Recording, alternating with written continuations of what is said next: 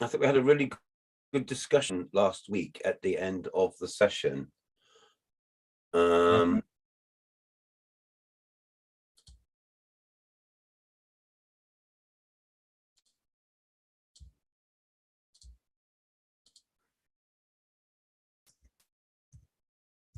Yeah, the interactions last week were really brilliant. Yeah. It was, if we have that same energy, this session, it should be now good for people to start thinking about design and sharing what they are looking at. Maybe also starting now to ask the key questions. How, why, when, what, and probably with who.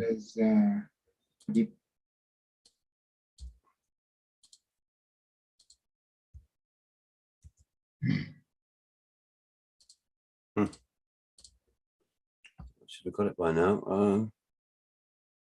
Yeah, it's already, it has already live streamed. There we go.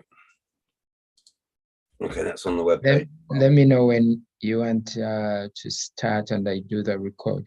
Yeah. Okay, yeah, you can start. It is past, so yeah. Okay.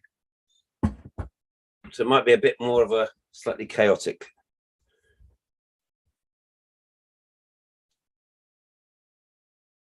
Right. Okay, thank you, Gerald. And welcome, Simon, and any late arrivals for session 17 of our 24-part permaculture design course. It's already been quite a journey, and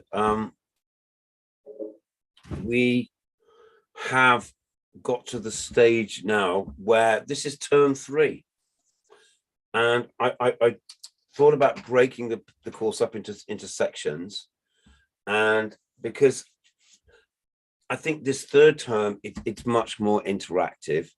It's much more actually looking to the participants to be feeding back to us.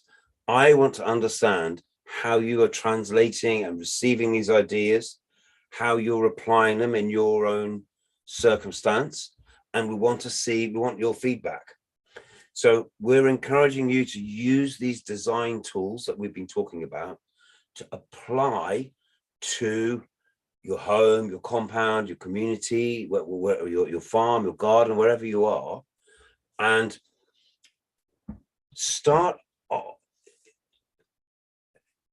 begin to think about. Now, again, we've tried to really make it clear that there's a sense of there's not a priority in how we go about these things, and we'll be kind of looking for a sense of strategy in how you approach problem solving and how you approach design.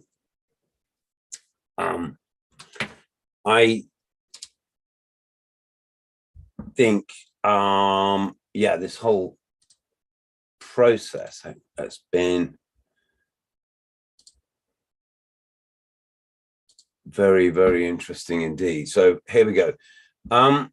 Let me just take you now to this week's page, and we are looking at on the academy.sector39.co.uk. we have a page created called Small and Slow Solutions, PDC 23, number 17. I've just put a little graphic there, something I created for something else, but just to give a flavor, to give and here are our resources for today. There's a presentation which I prepared for later, and I'm going to introduce you to a Japanese gentleman, sadly passed away now, called Masanobu Fukuoka, and Fukuoka. And in the 1970s, Fukuoka, in his late 60s, produced a book called One Straw Revolution, which was translated into English. And really served to inspire a whole generation who were looking for an alternative to agriculture, to industrial, chemical-based farming. And the whole world, really, so much of the world had been taken down this route, the so-called Green Revolution. And very quickly, we seem to have sort of a collective amnesia, and we forgot much of what had gone before, and came to thinking that industrial agriculture is the only way to do things. And Tsunobu Fukuoka was one of those pioneers who was there in the 1970s to remind us that it was not. So I have a PDF version of his book, and it is on our webpage, and it's a 3.3 megabyte download. You'd be interested. I strongly recommend it. It's really, really readable. You instantly can't but help like the guy, like the way that he's thinking, and are kind of inspired by his journey. So I recommend that. And it really sits within today's principle of small and slow solutions. We've got a huge monster set of challenges, problems coming at us over the horizon. We've got climate change, we've got resource depletion, we've got an oil crisis, we've got countries going mad trying to start wars. Oh, how do we respond to all of that? How do we respond to this kind of nightmare that's coming at us? And you might be tempted to think, and you could be forgiven for thinking, that the answer to a huge, big, scary problem is a huge, big response. Permaculture tells us that the problem with a huge, big response is, what if we're not right? What if we're only partly right? What if our response doesn't exactly, hit the problem? How do we fine tune it? What happens if we've invested in the wrong thing? The wisdom that comes from permaculture is we need to initiate thousands and thousands, millions even, small and slow solutions. And what happens with something that's small and slow is if it works, it can grow. If it works, it will develop. As it works, we can fine tune it, we can modify it, we can allow it to reach its appropriate scale and then maybe to replicate.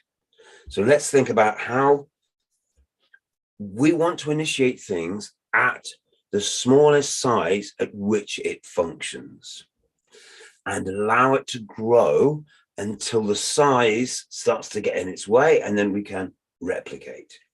So the permaculture model, the pattern for creating change, is we set in motion thousands, hundreds of thousands, millions, small and slow solutions, but they're informed by the ethics and guided by the principles, so that and running on feedback, on that principle 4, that we understand that we're constantly receiving information back from whatever it is that we've initiated. And the permaculture design process is very much we set our design in motion, we concentrate on getting the key elements in the right place, and then as the design starts to unfold, we let the design present its own evolution. We don't try and control every variable. We put our faith in nature. We put our faith in the ability of complex systems to slowly self-organize. So let's think about how we're not going to control every aspect of our design. We're going to let our design run, and then we might interact with it to steer it, to modify it, to add in elements, and to respond to the feedback that we get. And we do this through active observation. So this first principle, that the observe and interact, it never goes away, it never ends. We're always observing and interacting, we're always accepting feedback and and interacting with the systems that we're developing in a way in which we can, tweak, steer, and moderate so that it naturally evolves. So don't go and spread all your energy out there in a big splurge. Start small. Start from close to home. Start from a concentrated area that can then overflow and naturally grow. Okay, so I'm going to click on the One Straw Revolution button. And here comes the book, 1978. I thought I might read a couple of passages out of it. I want to bring us all into a slightly different mindset. And he tells the story of his life, really, in the book. And very much his life has been, we're talking about 30 years of active observation of his farm, of his father's farm. He gave up his job in the city, came back to the countryside. He felt he needed to do this. And what he has to say is really quite extraordinary. So I'm going to read a couple of passages out of it to get us into the mood. He says, "I believe that a revolution can begin from this one strand of straw. Seen at a glance, the rice straw may appear light and insignificant. Hardly anyone would believe that it could start a revolution. Nevertheless, I have come to realize the weight and power of this straw. For me, the revolution is very real." So again, he's already talking about how to make significant changes in the world. You begin with the single straw of rice. Look at these fields of rye and barley. Ripening grain will yield about 22 bushels, 1,300 pounds per quarter acre. I believe this matches the top yields in the whole of Ehime Prefecture. If this equals the best yield in Ehime Prefecture, it could easily equal the top harvest in the whole country, since this is one of the prime agricultural areas in Japan. And yet these fields have not been ploughed for 25 years. To plant, I simply broadcast rye and barley seed on separate fields in the fall, while the rice is still standing. A few weeks later, I harvest the rice and spread the rice straw back over the fields. It is the same for the rice seeding. The winter grain will be cut around the 20th of May, about 2 weeks before the crop has fully matured. I broadcast rice seed and rye and barley. After the winter grain has been harvested and the grains threshed, I spread my rye and barley straw over the field. I suppose that using the same method to plant rice and winter grain is unique to this kind of farming. However, there is an easier way. As you walk over to the next field, let me point out that the rice there was sown last fall at the same time as the winter grain. The whole year's planting was finished in that field by New Year's Day. You might also notice that white clover and weeds are growing in these fields. Clover seed was sown among the rice plants in early October, shortly before the rye and barley. I do not worry about sowing the weeds. They reseed themselves quite easily. So the order of planting in this field is like this. Early October, clover is broadcast amongst the rice. Winter grain then follows in the middle of the month. In early November, the rice is harvested, and then the next year's rice seed is sown and straw laid across the field.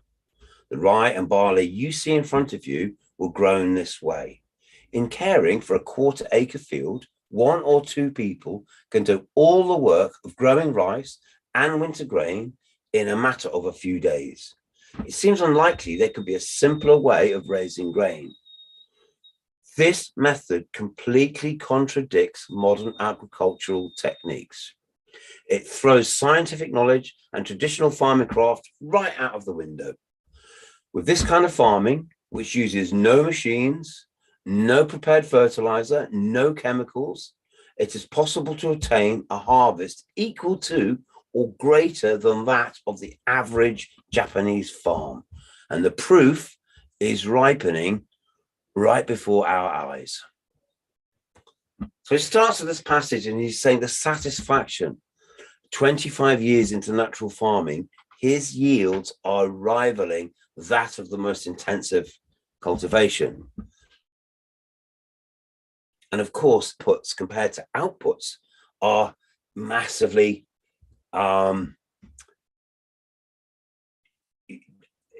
disproportionate. Whereas in the intensive system, the imports, the tractors, the plowing, fertilizers, it represents more energy than the actual value of the crop. It's a little confusing reading it. The insight that we're getting is that he sows the seed of the next crop before he's harvested the one that's already standing. So just as those seeds are germinating, they can withstand being walked on when he comes and harvests. So the soil is always occupied. It's a continuous, permanent cultivation that he's evolved to suit the conditions that he's in. So let's think about that. So he's actually explored a permaculture technique for continuous cereal production, and one that rivals the outputs of even the most intensive farms in the best farming area. So right in there.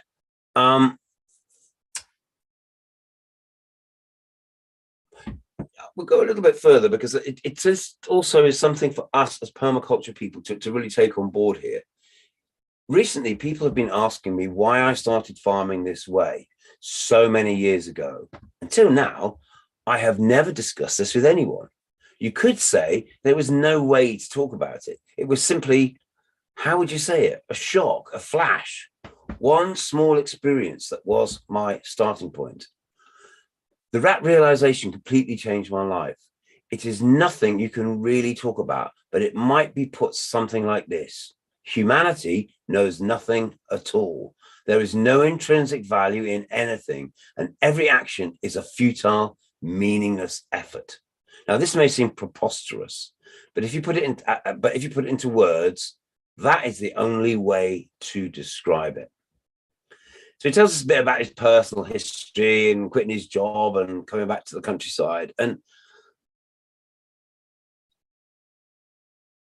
well, that was the bit I wanted. So I was going to say a little bit more, which is he called this a do nothing form of farming. Hands off. Nature knows best. Nature's our teacher. So this goes up kind of almost beyond permaculture. But bear with me because there's a few key ideas here. For 30 years, I lived only in my farming and had little contact with people outside of my own community.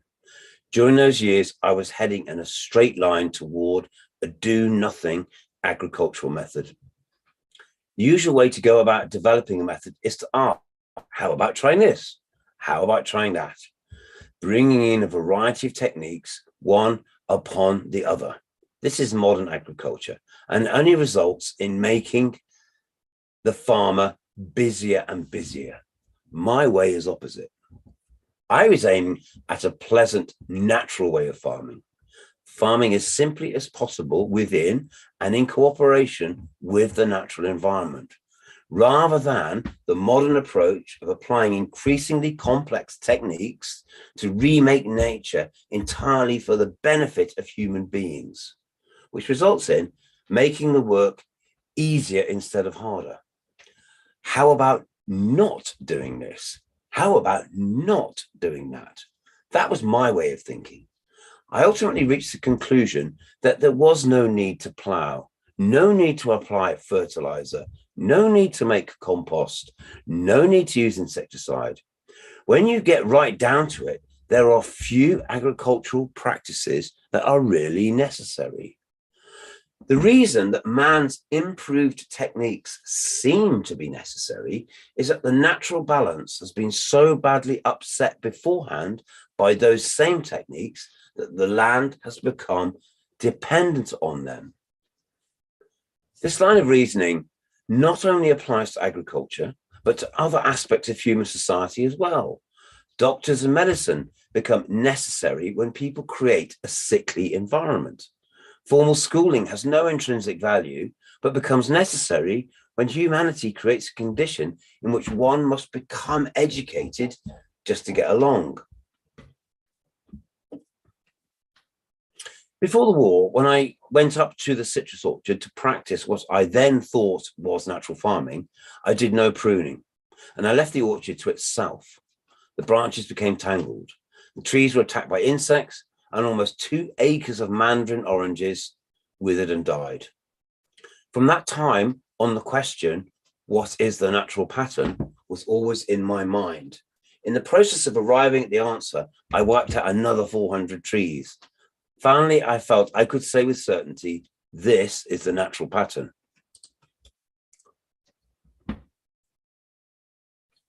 To the extent that trees deviate from their natural form, pruning and insect extermination become necessary. To the extent that human society separates itself from a life close to nature, schooling becomes necessary. In nature, formal schooling has no function. So he starts to think about his sort of do nothing approach. Almost everyone thinks that nature is a good thing, but few can grasp the difference between natural and unnatural.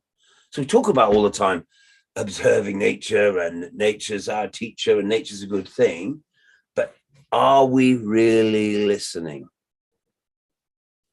If a single new bud is snipped off a fruit tree with a pair of scissors, it may bring about disorder that cannot be undone. When growing according to the natural form, branches spread alternately from the trunk and leaves receive sunlight uniformly. If this sequence is disrupted, the branches come into conflict, lay one upon another and become tangled, and the leaves wither in the places where the sun cannot penetrate. Insect damage develops. If the tree is not pruned, the following year, more withered branches will appear. So this is kind of the key, perhaps, to what Fukuoka is telling us, is the more we interact with nature, the more we disrupt the natural flow,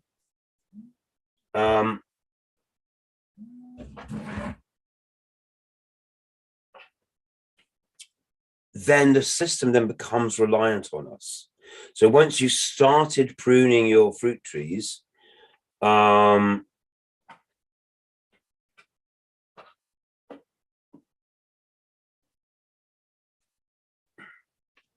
that was just to getting a message from someone who probably wants to send some money, which I'll just quickly do.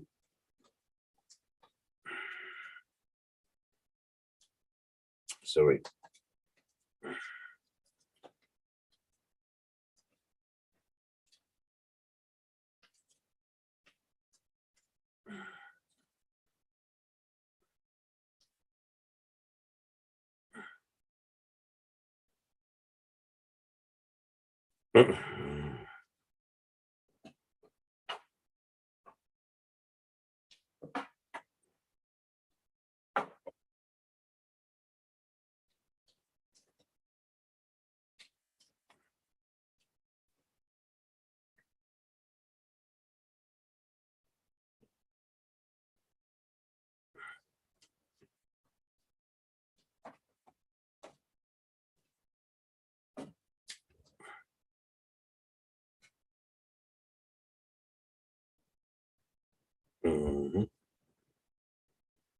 Sorry.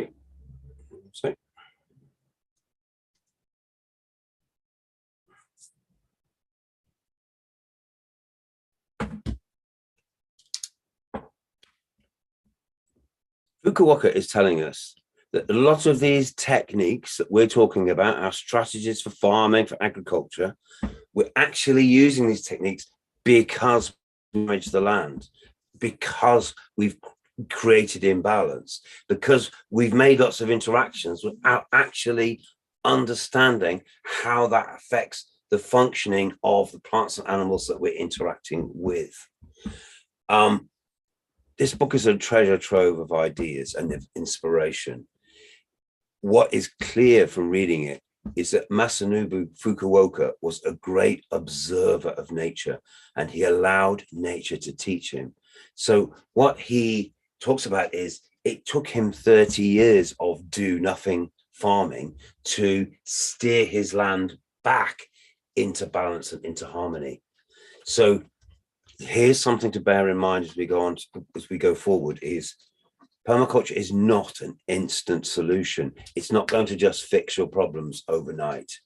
It's going to be a process in which you're going to move into it and slowly allow a system to evolve through your interactions that needs ever less input from you.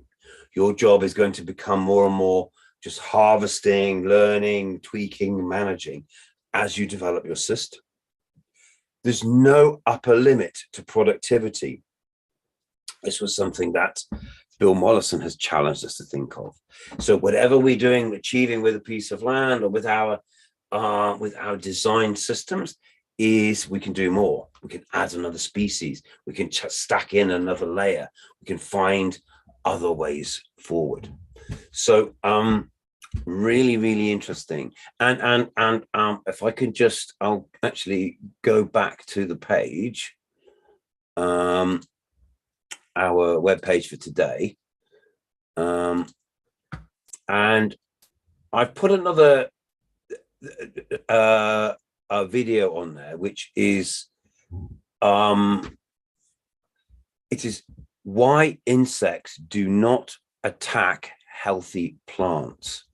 And this is going to be the theme of the second presentation, which is that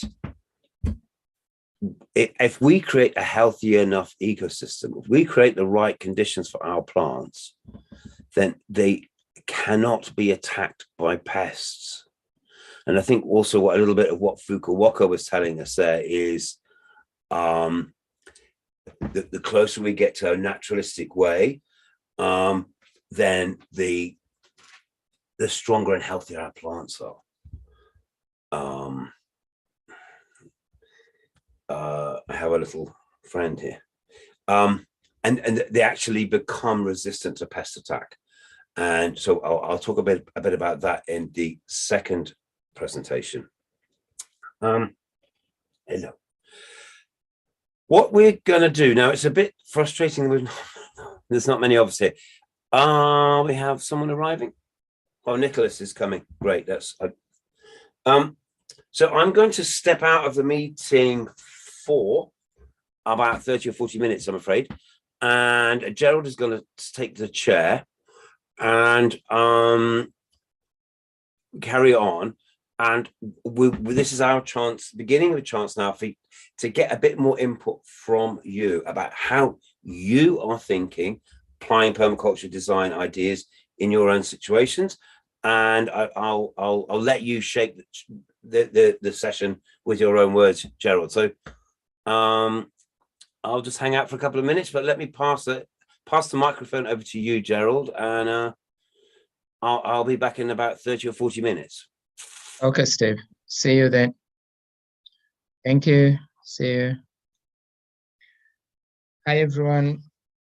Nicholas, you're welcome. Okay, thank you, sir. Thank you. Stella, Simon, you're all welcome. This is going to be interactive. Yeah.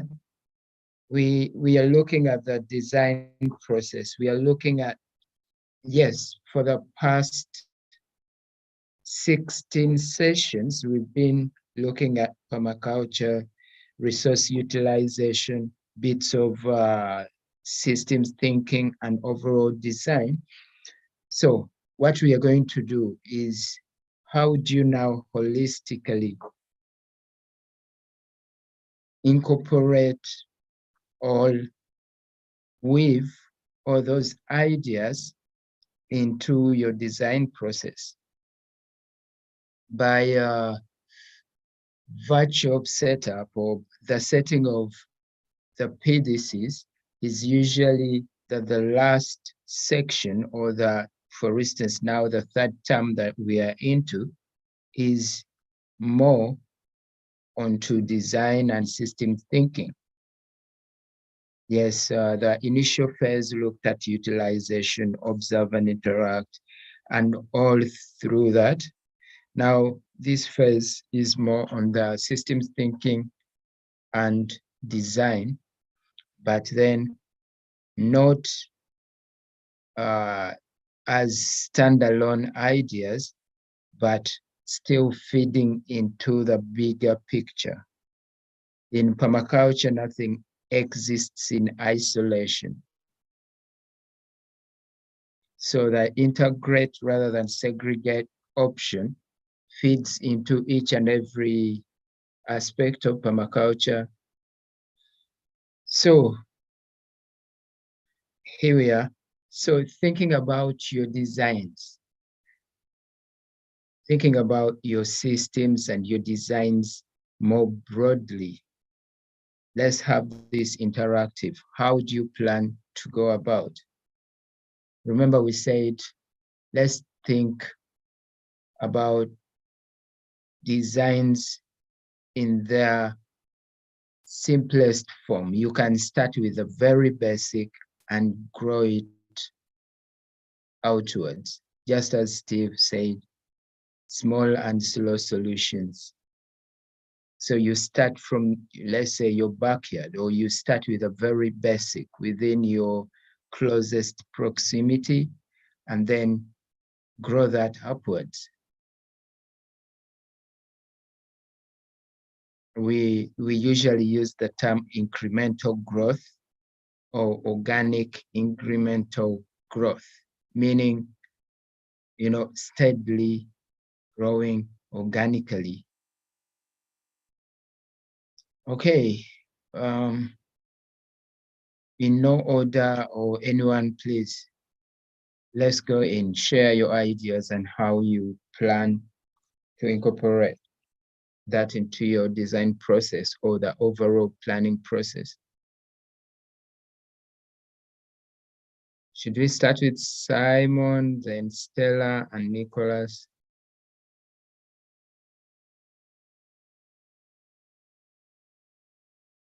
Simon, the floor is yours.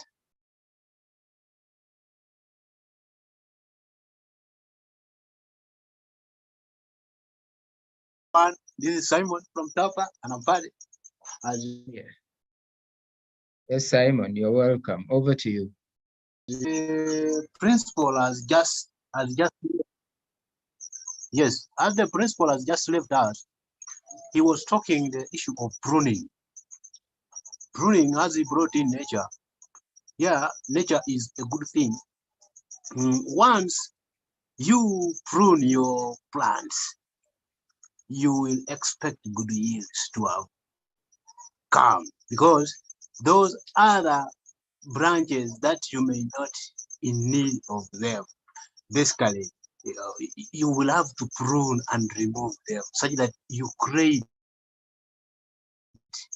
a chance of those plants to be healthy in nature. So for us here with the Tapa and the Apad at large, we have got the oranges that we have created by use of the gills, whereby the gills, we have created them as a source whereby we are harvesting water, that running water after rains have fallen down, and we have created the gardens to make them bring that water into that orange, and from that orange we have again created more those gills, and around those gills we have cultivated some sukuma wiki, onion, tomatoes, and in a process of you pruning them all together, you will harvest good yields. And eventually, with the nature, it does not harm you in any other aspect or in any situation that comes together with it. At the same time, the yields that are obtained from the onions compared to the yields that are obtained from those other crops or plants which are not pruned eventually, they are not of good quality. They are not of good quality. But those that have been pruned, for sure you will get good yields. And it teaches us that with nature, really, things can be obtained when you practice them well. And with the other aspect of those guilds, it again adds some fertility into the soil from that running water that comes from various areas. You know, all that topsoil will be washed and it comes and it gathers within your guild. There you will have to see that the growth rate at which your plant or your crop is growing when that water has been harvested, it really pleases you that really nature is something good. And as permaculture people, we are to practice it and to teach those other members of the community that really we should incorporate series of things into our agricultural practices such that we can benefit things that are more better. And then he talked of why healthy plants or crops are not attacked by those pests. Really, when you have got all factors that have facilitated you to grow, by the time that pest comes into you, eventually it gets you when you are totally strong. You can resist against all of the attacks that they will bring into your tissue, trying to make you not grow well, but you will resist, and then they will just go away by themselves because of the roughness or the roughness of the crop. By that time it gets them when it is old. And my chairman here has got something that he can add on what I'm talking. Chairman. Yes, good evening everyone. I'm Johnson, Chairman Tapa. What Good I wanted evening, to talk Johnson. about, yes, what I wanted to talk about is incorporating things together. Like when you have a grown-up tree, you can use its shade for making tree nursery. Instead of that place being wasted with nothing, you can put there your tree nursery.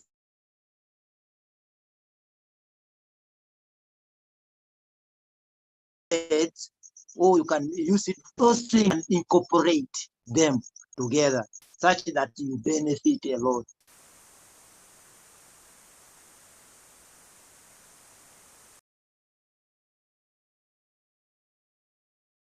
Because those compost manures, such that they are them, you are taking them to the field, it finds when they are still strong, it makes a good function at the field. When we do things natural, when we incorporate natural things together, we shall obtain good yields and good nature as well. That's what I wanted to add on. Thank you. And then the other one was on the aspect of enterprise selection. I was telling members of party that when you are selecting an enterprise, or when you are selecting a project or a crop to cultivate or a crop to grow, one, you have to choose the lifespan of that crop. How long will that crop take you so that you benefit from it? And then the other one is, what are the costs that you are to incur in when you are bringing that crop or that project into your design or into your practice? And then the other one is what is the duration and where is the market, and who to consume it. So when such kind of aspect of marketing and everything is being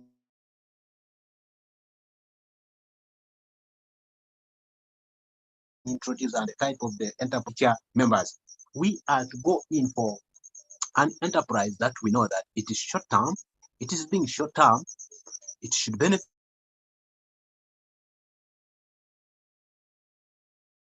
you within that shortest you have incurred in, so that you have to get those hits in a shortest period of time.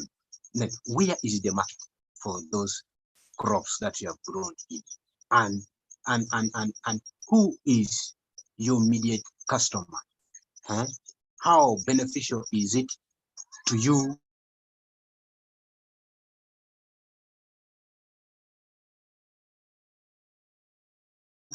to your animals, climate at large?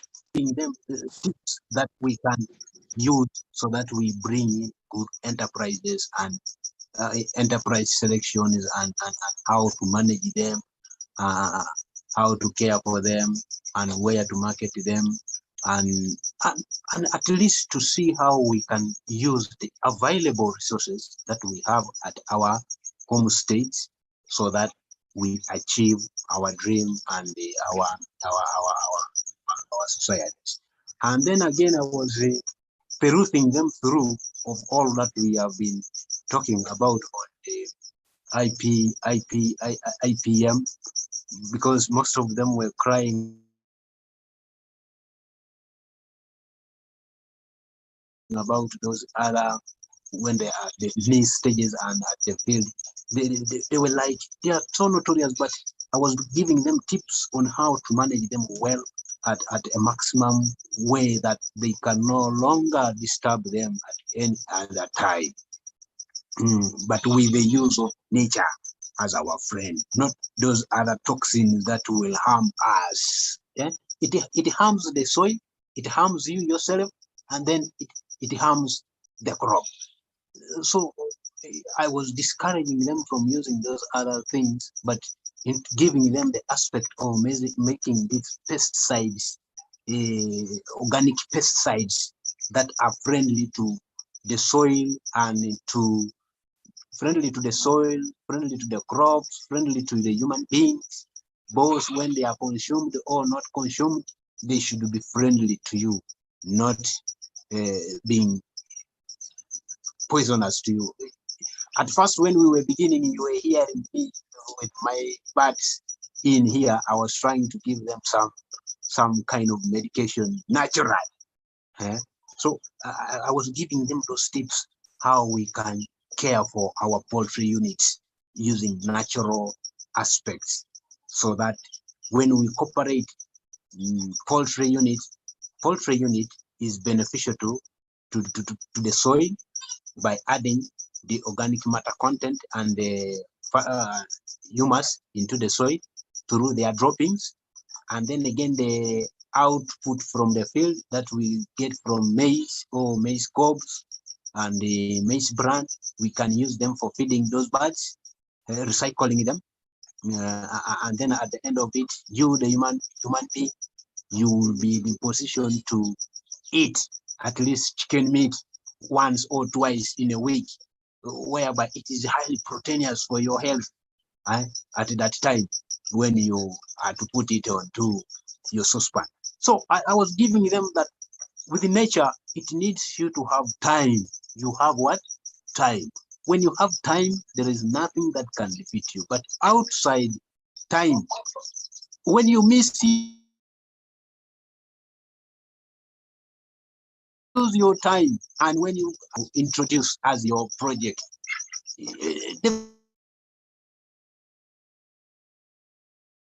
definitely you will not have to harvest good promise from that project.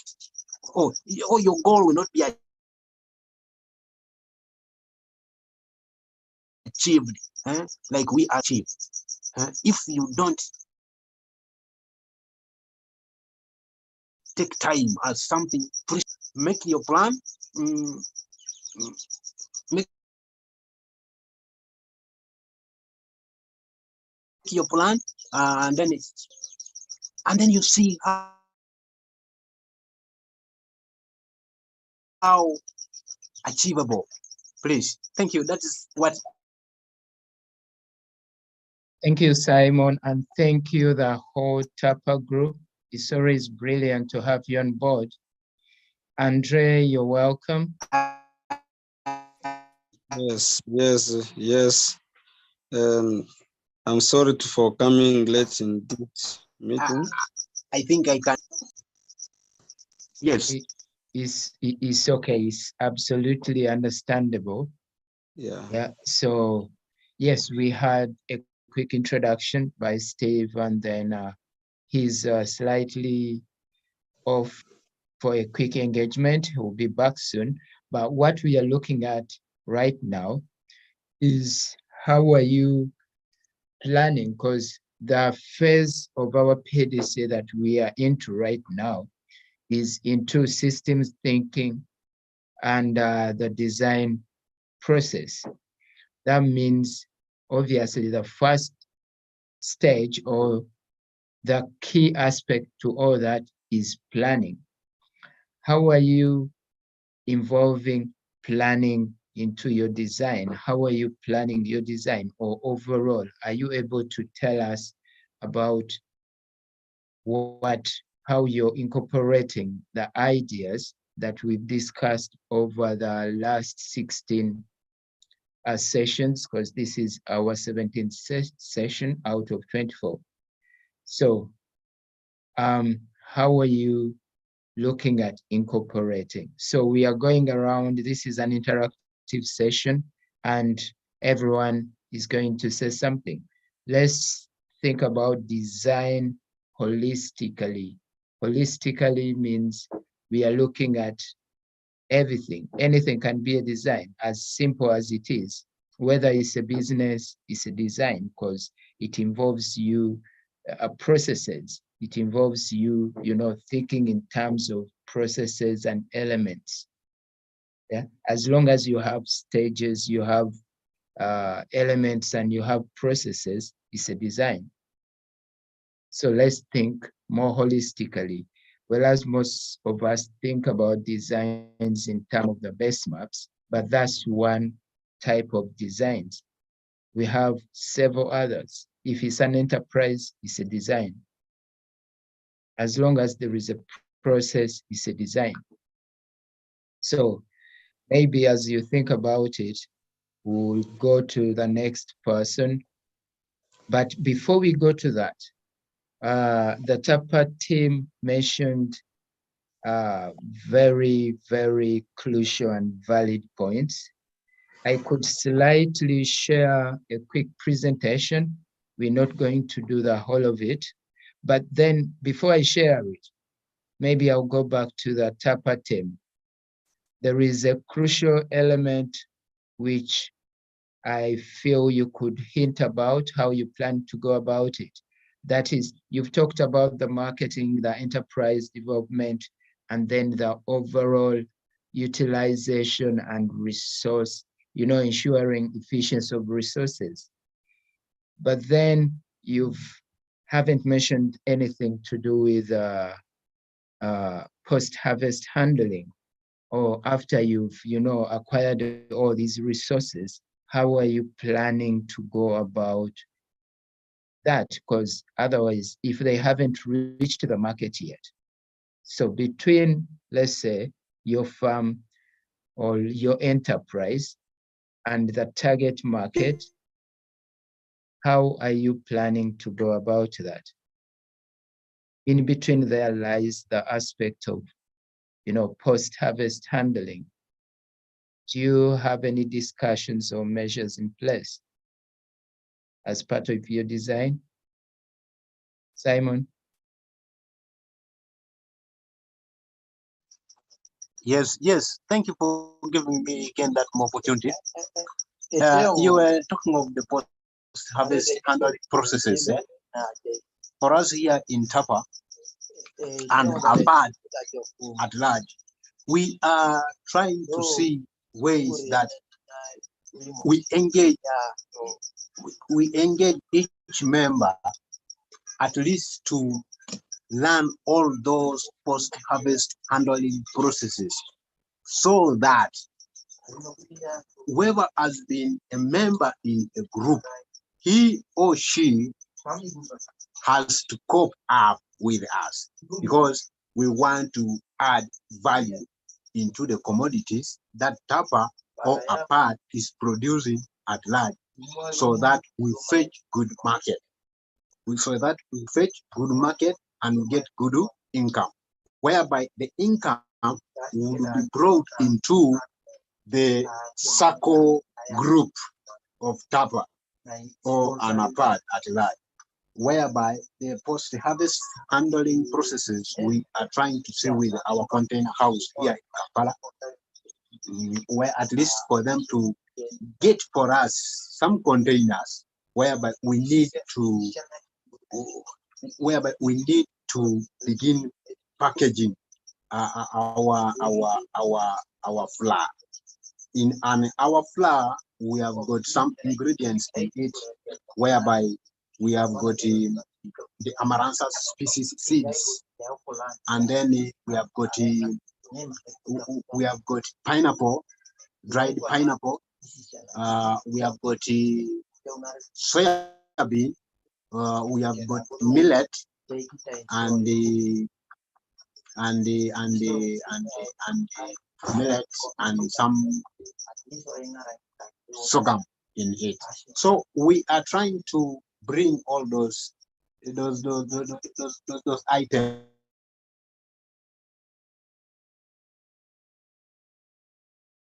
You will see it having the logo of APAD and TAPA together, and with the sector 39. That is our brand system, as we have agreed in a group of permaculture members of APAD TAPA. So with the post-harvest handling processes, where we have gone through, I've gone through with my members here, whereby from the time of production, what have you done to your soil so that you have to produce? The production itself, it needs some good procedures for you to carry. Species that are recommended for you to produce for us, the Amaranthus species. Which Amaranthus species we need at least get at least each person to bring 2 to 3% of Amaranthus seeds. That is one. Is your land fertile enough to produce those post-harvest handling? Is your land fertile enough? What are the agronomic practices that you are doing in that land?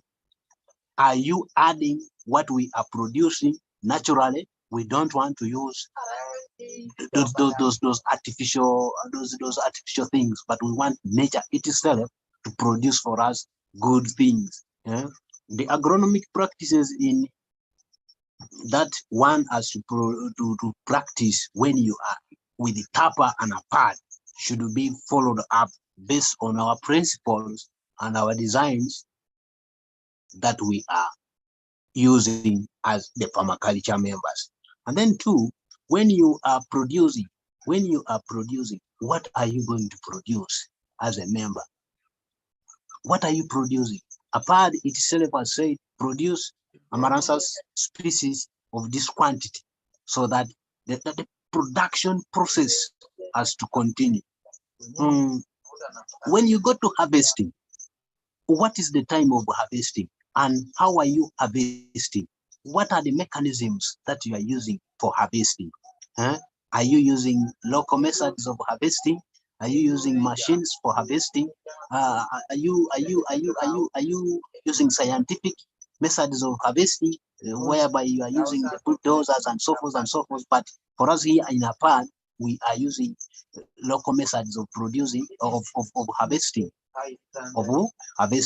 But when we are harvesting, where are you going to put your things for good quality?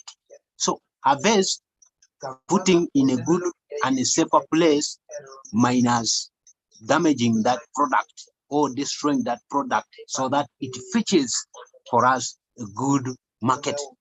What we are in is about marketing. How are you marketing? Is your product fetching good customers outside your locality? That is the question that we have given to each and every member of APAD and TAPA. Are you producing the product which fetches good market outside the community or within the community? And when you're harvesting, how are you going to dry it? Are you putting it onto, or are you putting it down on the sun? No. For us with the TAPA and APAD, we have said no. At least every member of APAD should acquire a tarpaulin. A tarpaulin. Once you acquire that tarpaulin, it helps you in the drying processes. That is stage number 3 now. After harvesting, drying.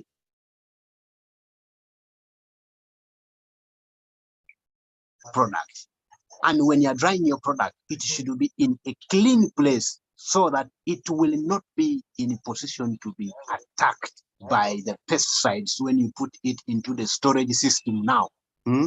So when you are using a tarpaulin or when you are using those other raised trays for drying your Amaranthus species and what, it should be very clean according to the long-term plan of APAD and TAPA. That is what they are planning. Soon we are to tell you, Gerard, see. So drying, how are we drying? All members should at least teach those other people that when you're drying your products, it should be at least on a tarpaulin, such that it remains clean. When they are clean and it is taken to the market, it helps you to fetch good money. And with the influence of a group, it makes us to get high yields. And then after drying, what is the process of processing it? Are you taking it for the grinding machine? Are you using these local?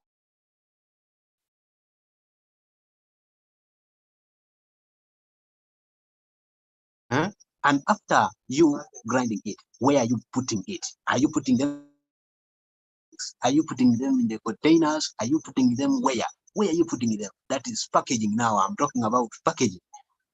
How are you going to package? How are you going to package your commodity? Are you putting it in a container? For us here with the TAPA, we are disagreeing with each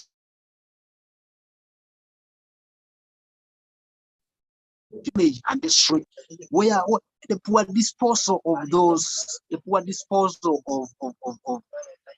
of those polyethylene bags and those plastic materials. Really, it is so shameful for us here with the government of Uganda. We are trying to teach them at least that these materials should be well disposed and burned off, other than just disposing them anyhow to affect and to spoil our soil, which is not good. Generally, for us here with TAPA and APAD, we move around our communities to tell them at least pick those polyethylene bags, gather them together, and then burn, such that our soil is at a good condition, other than spoiling it at any influence that they think that they are disposing it well. Wow, thank you, Simon. That is Get us to know commodity catastrophe.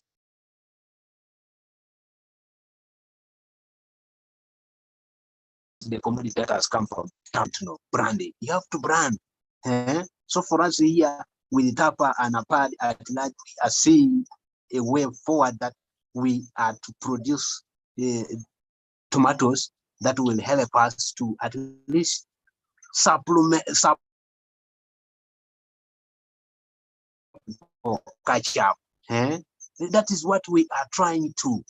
We are trying to see that at least members should go at a certain level where they can bring good income status to their families and at the circle and everywhere and everywhere. Branding is very important. You see, with us permaculture, when that sector 39 is there, we know that that is a brand. It is a brand for permaculture for sector 39, and we are subsets. We are subsets of that sector 39. So it is branding that makes us also to know that really we are belonging somewhere other than just being not there.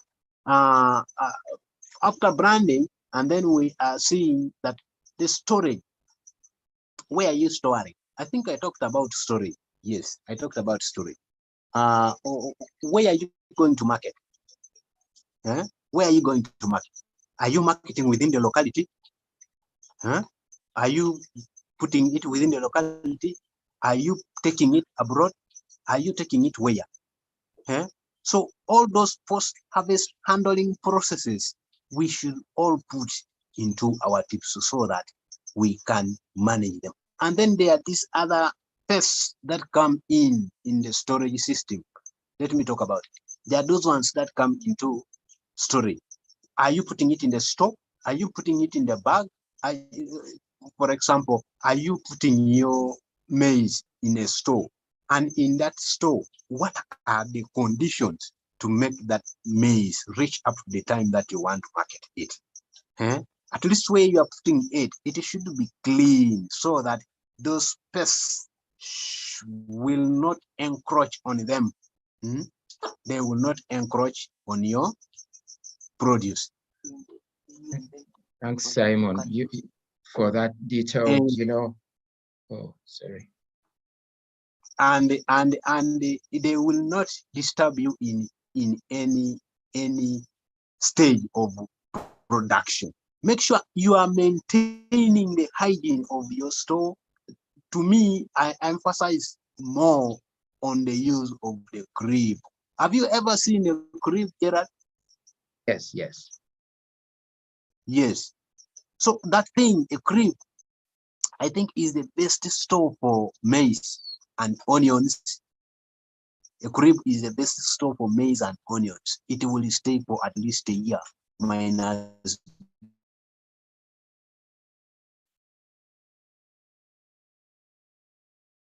attacking on it. It is and what more for members to use. Okay. And then Simon.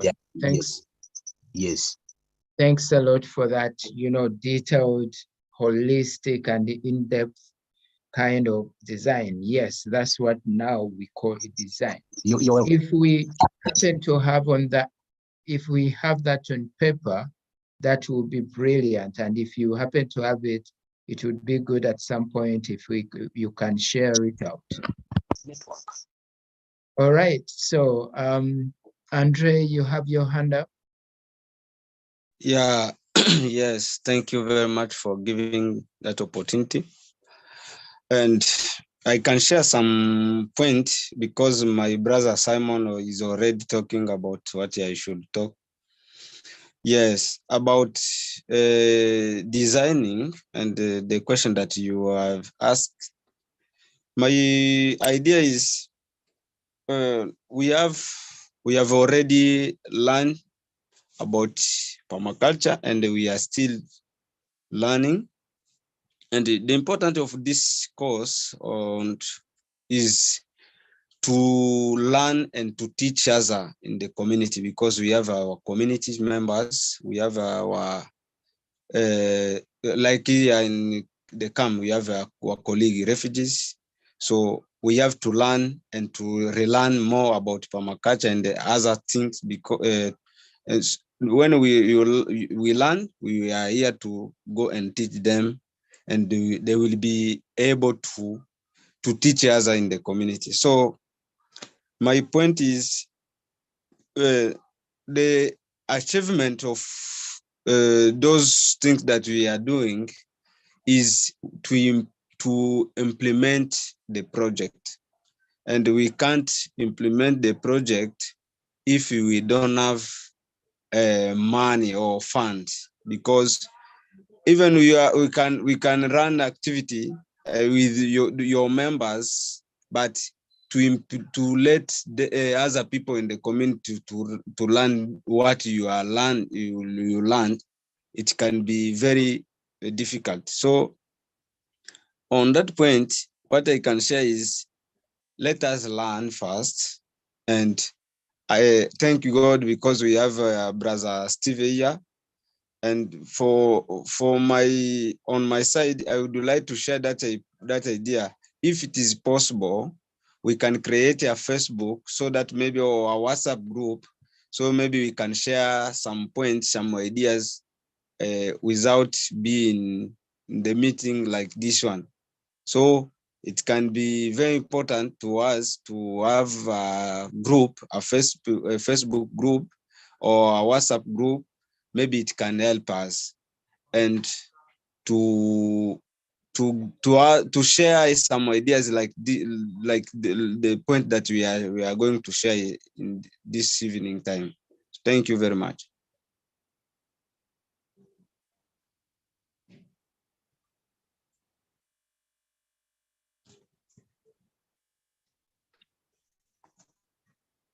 Thanks, Andrea. And yes, those are very valid, suggestions, and thanks for sharing that.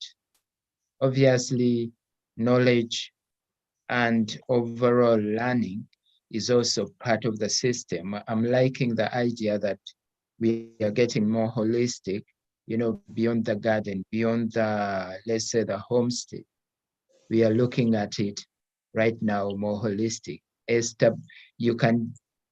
not that we are looking at the farm alone. The farm is simply an element of it. Food production is an element of it. We look at resources and systems from a broader perspective. So if in any case, if learning or empowerment is part of your design, it's really, brilliant that we also take that up. And as we said, if it's not written or if it's not properly documented, here they would say it has never happened.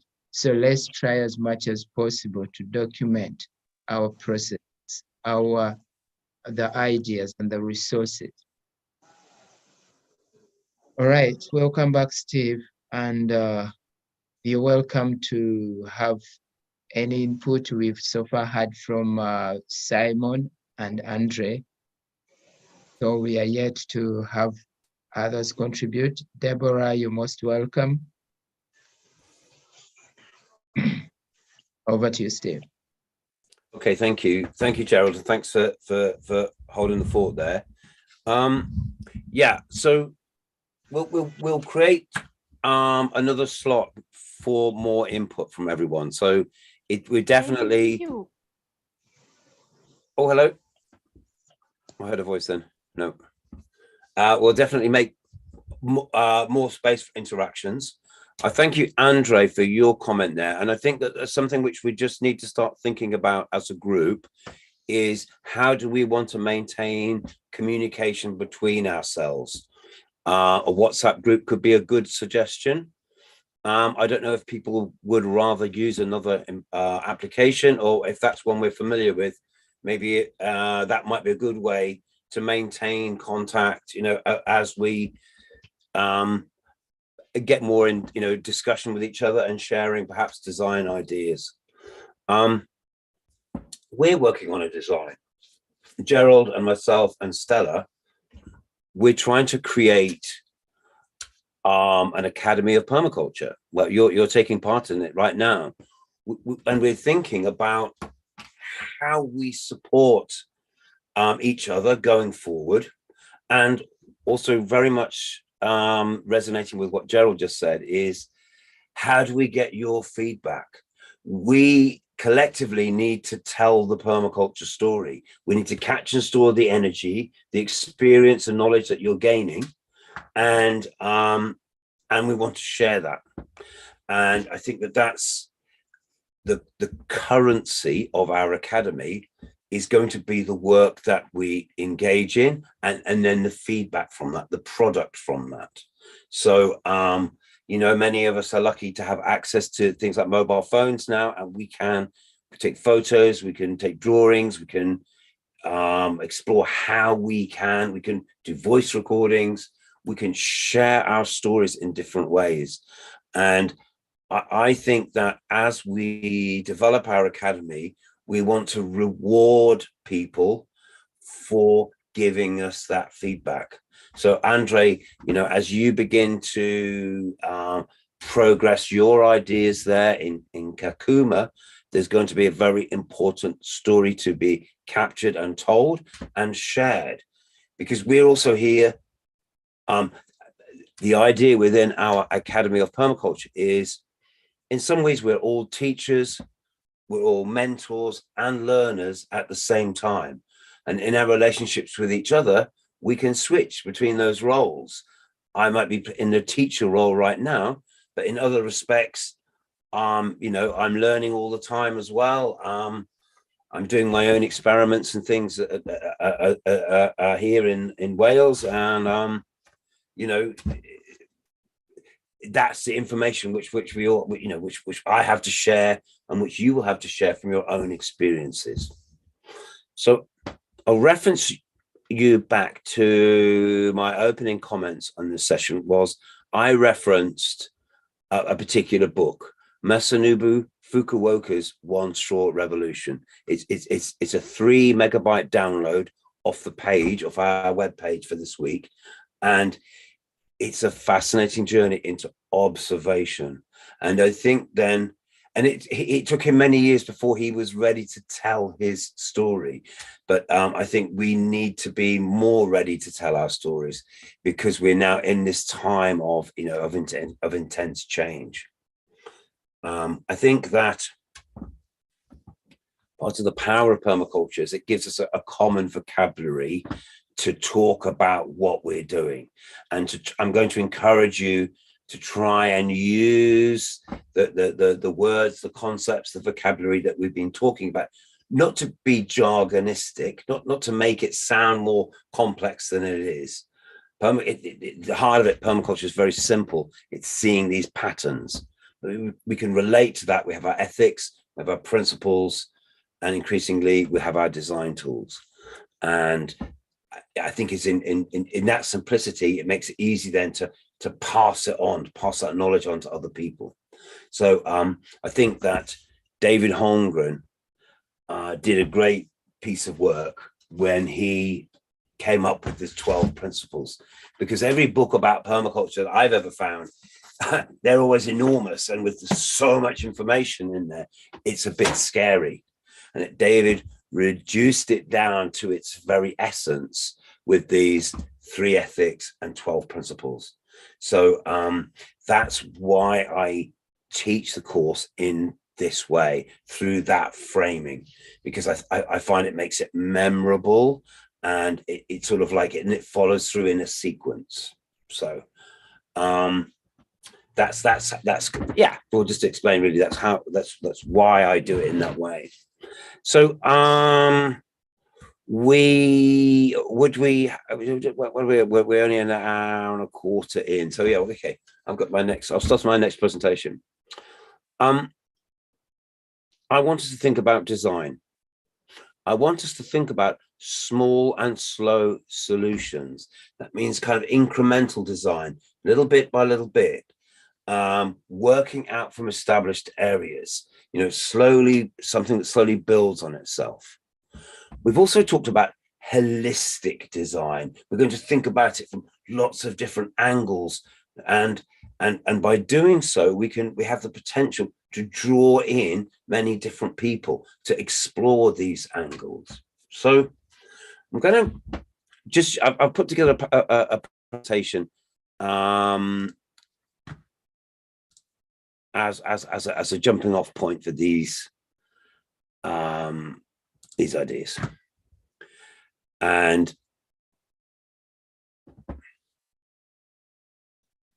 I've also thought about how maybe permaculture gives us a language or an ability to communicate complex ideas to other people, because we need to recruit, we need to build teams, we need to involve the people around us. So always ask the question is, how are we actually going to do that? So you can just confirm, Gerald, you can see my small and slow solutions slide. Okay, whoops. And there we go. And there's Ali.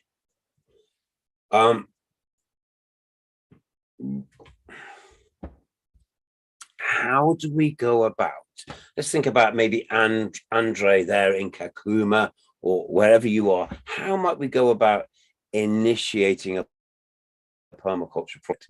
How might we go about, drawing people into that? And so my first slide is of Ali Tebendeki in Butambala, and he started his own permaculture demonstration and learning center. And here what we're seeing is he's working with a group of people to inspire people to see the patterns, to explain his intention. There's maybe, I put a few pictures in here to think about how we might start off the process. So one element of that process is talking to the people around you. Hey, I've got an idea. Hey, let's come together or something. And we can use sort of permaculture and the permaculture design idea as a way to bring people together and say, look, very clearly, we've got these really interesting principles to work with. We've got this language of patterns, and it starts with these ethics. And these are things that we can unify around and come together with.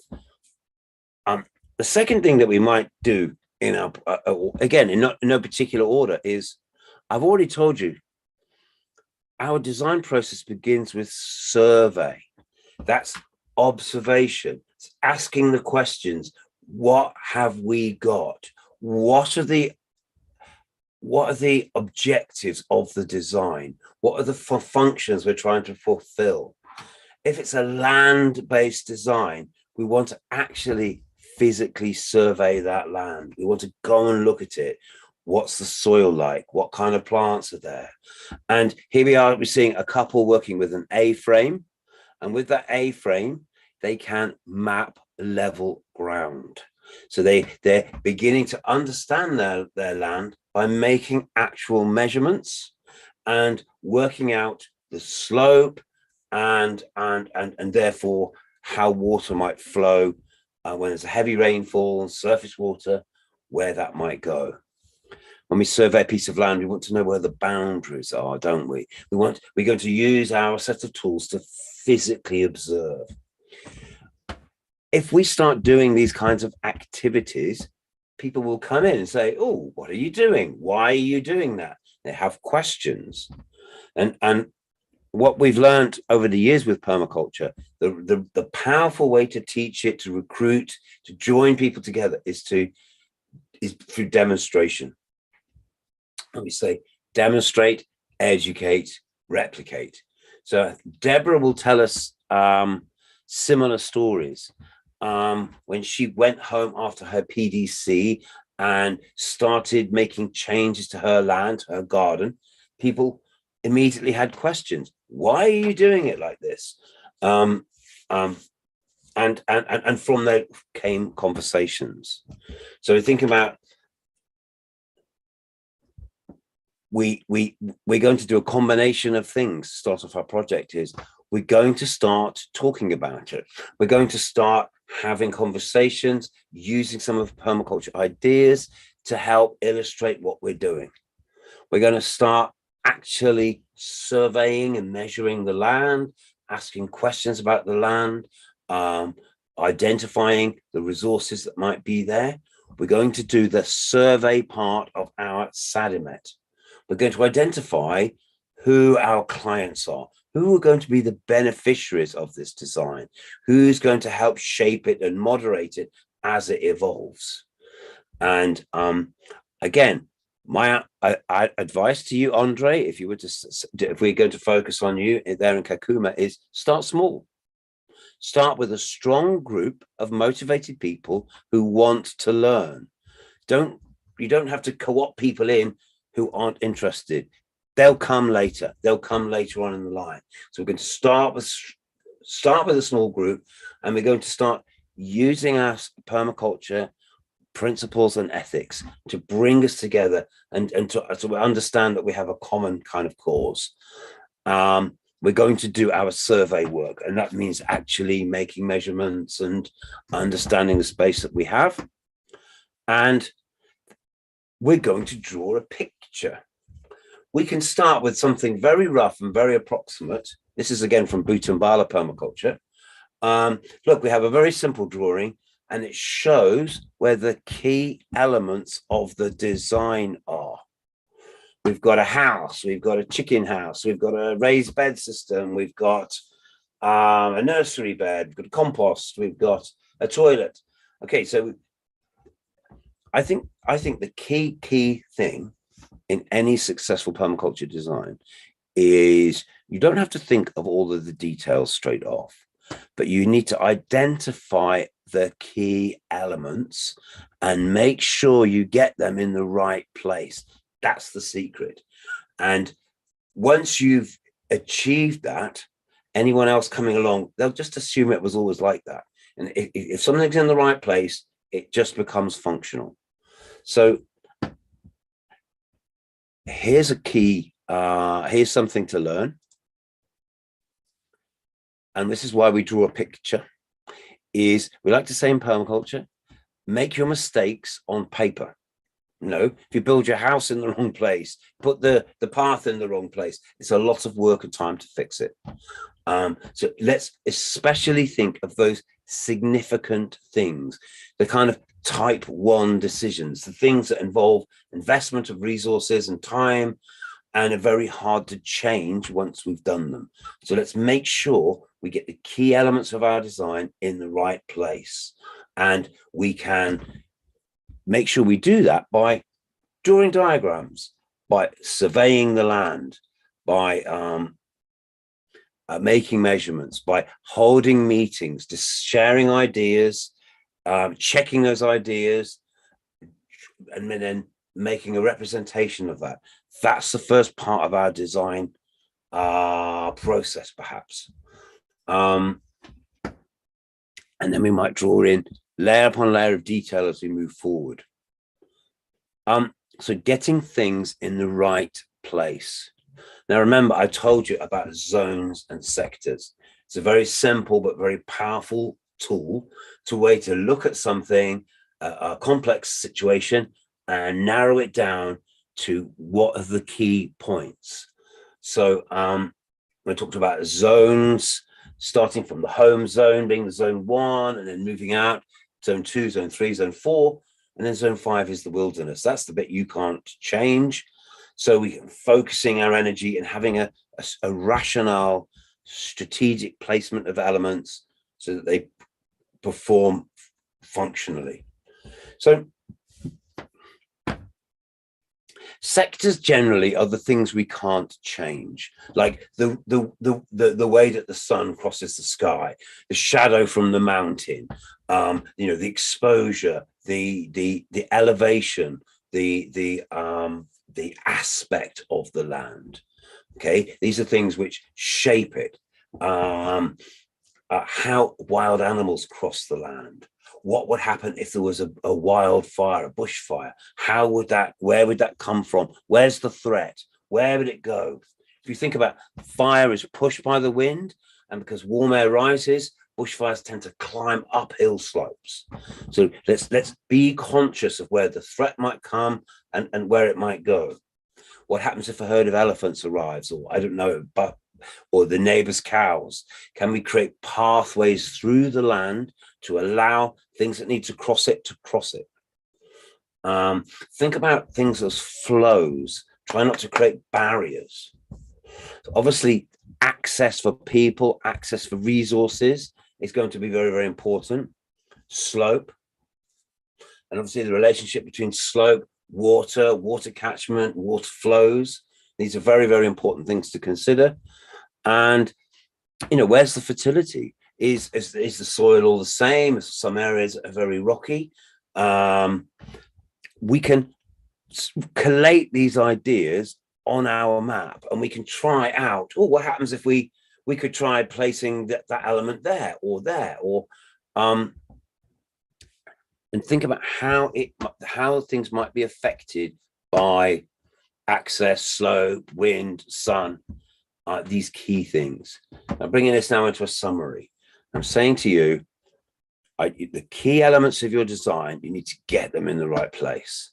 And the way we're going to do that is to do sector analysis, to draw maps and pictures, to do actual surveys, and to discuss it with our group using permaculture sort of terminology.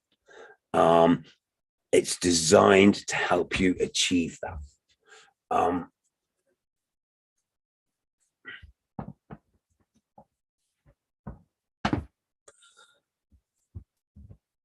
Okay.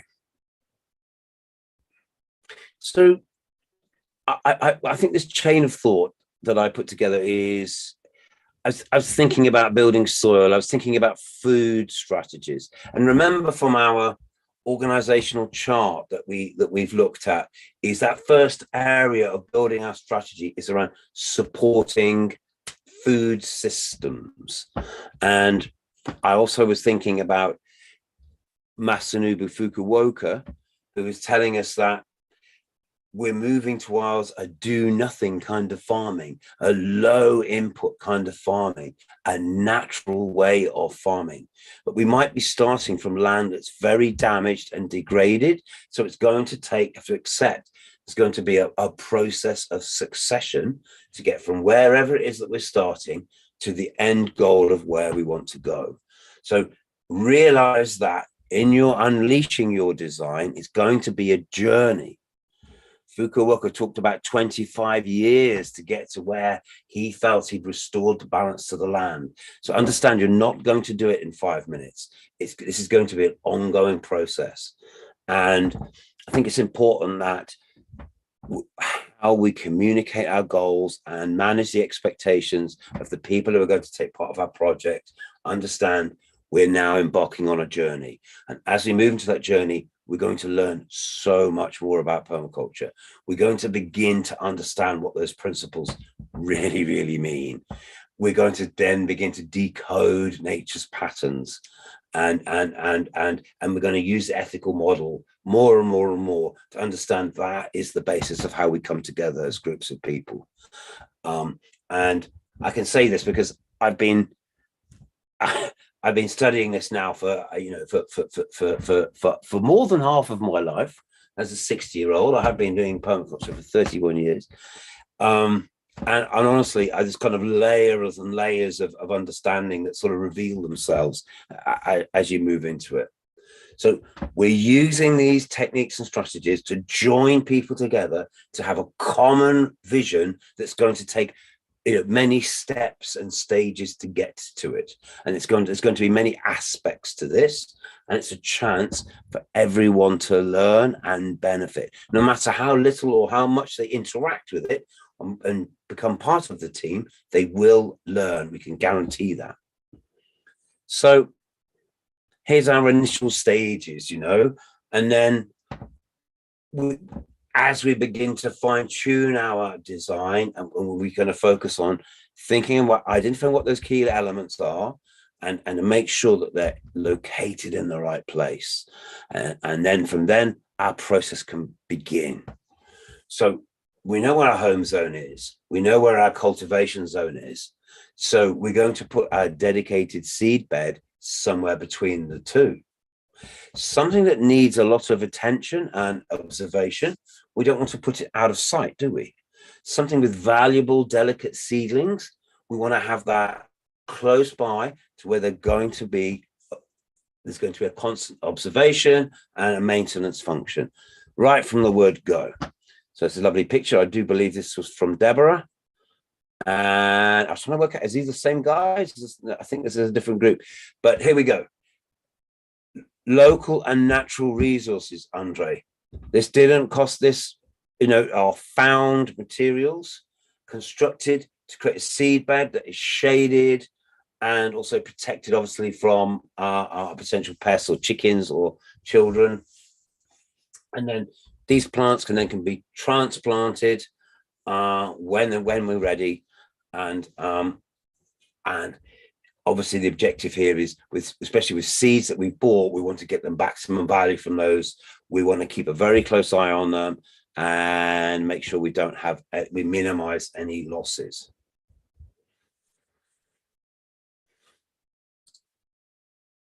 So the first step of the process is germinating the seeds. That's a high maintenance kind of thing. And then very quickly, we're going to transplant those. We might be germinating some seeds in situ. Here's Deborah again, with some beautifully designed raised beds. We can see that there's lots of straw, there's mulch covering the ground to protect it. And we can see the beds are quite narrow, so it's easy to reach. So we can do all of our gardening without standing on the soil. We've removed the topsoil from here and built it up. So we've got better growing conditions, optimized growing conditions. And look, it looks like there's our germination area over there, closer to the house. And now as we move further away from the settlement, here are established gardens. And look, we've got a mixture of different crops on here. We can see there's a banana tree in a nicely mulched pit here. And we've got some others offering a bit of shade and exploring the synergy, the relationships between these elements. So we're going to design our garden around the gardener. Who is the gardener? Is it Deborah? Is it me? Is it Andre? Is it going to be someone else? So your raised beds don't have to look like this. They just need to fulfill that same function. So Deborah has designed and constructed these because it's suiting her needs, and she's using herself as a measurement, if you like.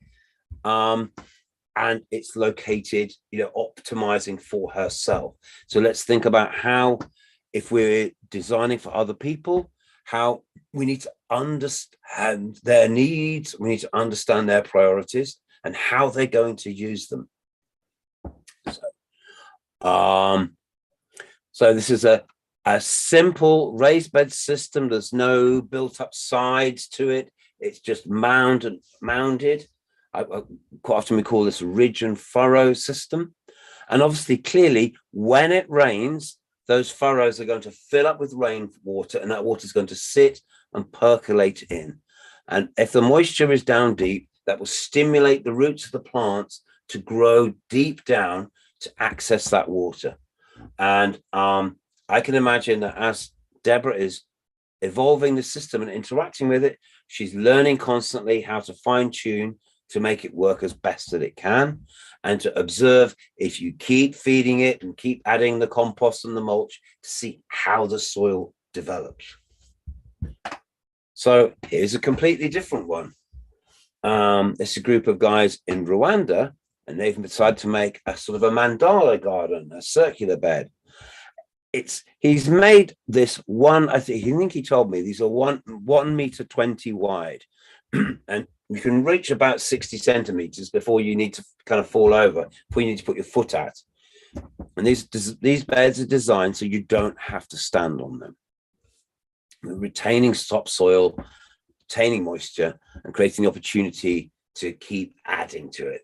This is a community garden in Rwanda, and I think that it's been designed to create a visual impact, to make people notice it because it looks different.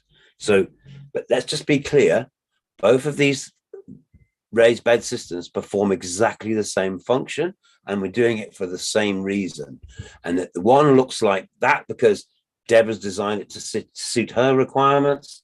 And this one looks like this because Barnaby has designed this to suit a different set of requirements in a different place. So your permaculture design will look different from mine because it's an expression of your creativity with the materials you have to suit the end outputs that you require, the functions that you require.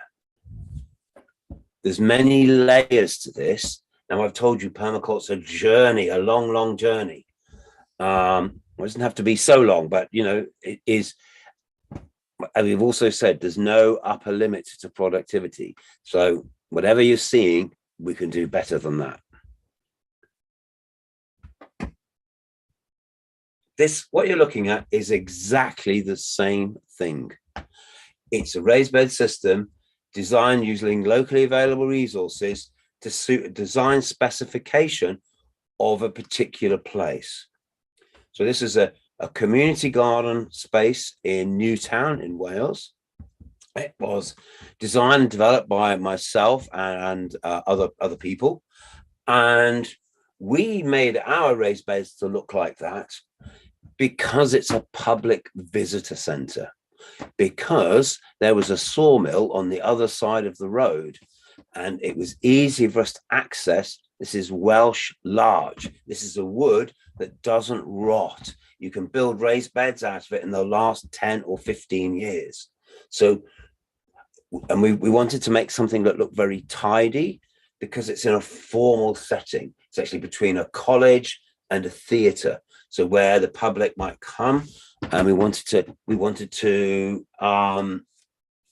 had a slightly different set of objectives to what Barnaby had in that picture and what Deborah had in that one.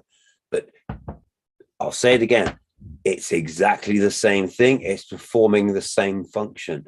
These beds are 1.2 meters wide. I can reach across them. This one is 2.4 meters long, but 1.2 meters across. So we can still always work them and not have to stand on and compact the soil.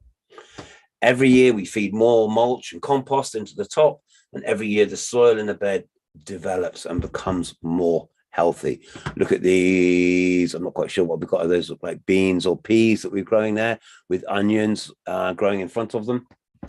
Obviously we've got some polythene growing tunnels there, which are very crucial in our climate because it's a lot colder. And yeah, so the form follows function. So we're growing plants, but we're doing it because they look different because we've got different materials and different designers and different priorities.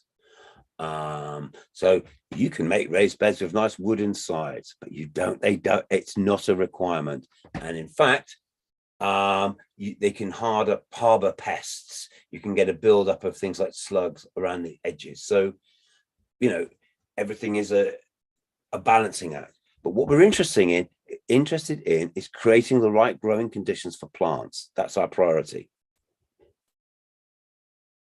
Here's a raised bed system from Kayaka to refugee settlement.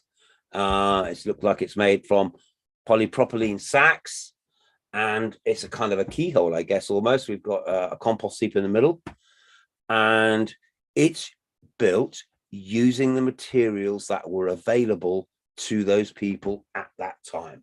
So all of these are the same thing, but they're made by different designers to fit different specifications and different priorities.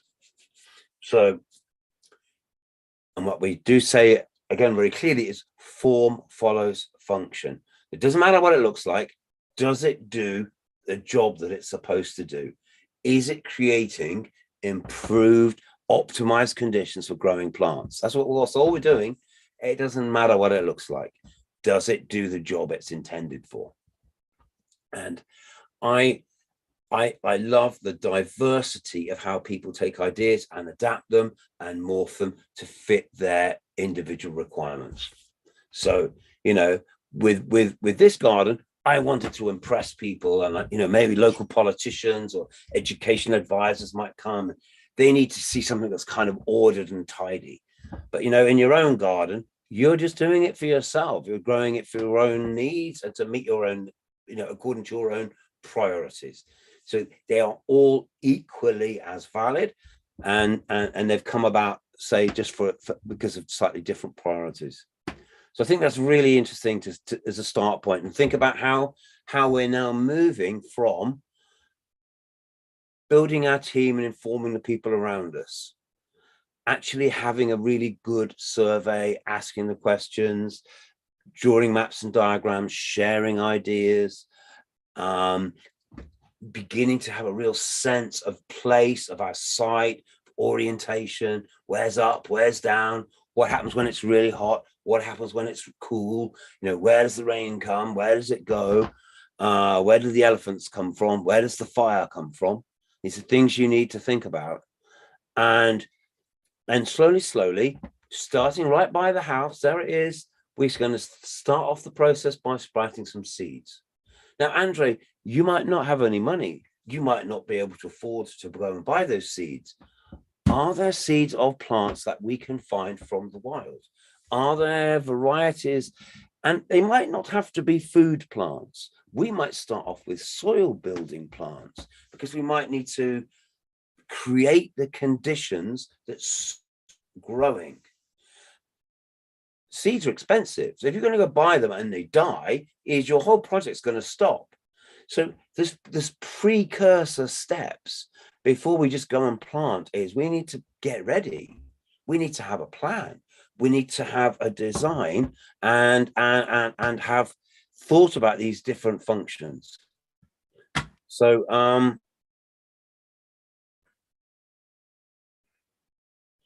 and again, if we're going to make the investment of our raised beds, let's get them in the right place. Let's think about access, pathways, quality of soil, light. All of those things are relevant.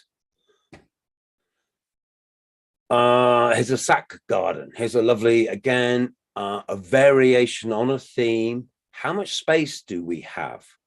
What resources do we have lying around? Can we combine those elements in a way which optimize the conditions for growing plants? So here's a lovely three-dimensional growing system, like a tower, again, made in a polypropylene sack with holes cut in it. We can create a channel down the middle so that water, if we add water in, it infiltrates right to the bottom. And suddenly we've created a space that didn't exist. We've done vertical stacking. We've gone up, and look, there's an opportunity there.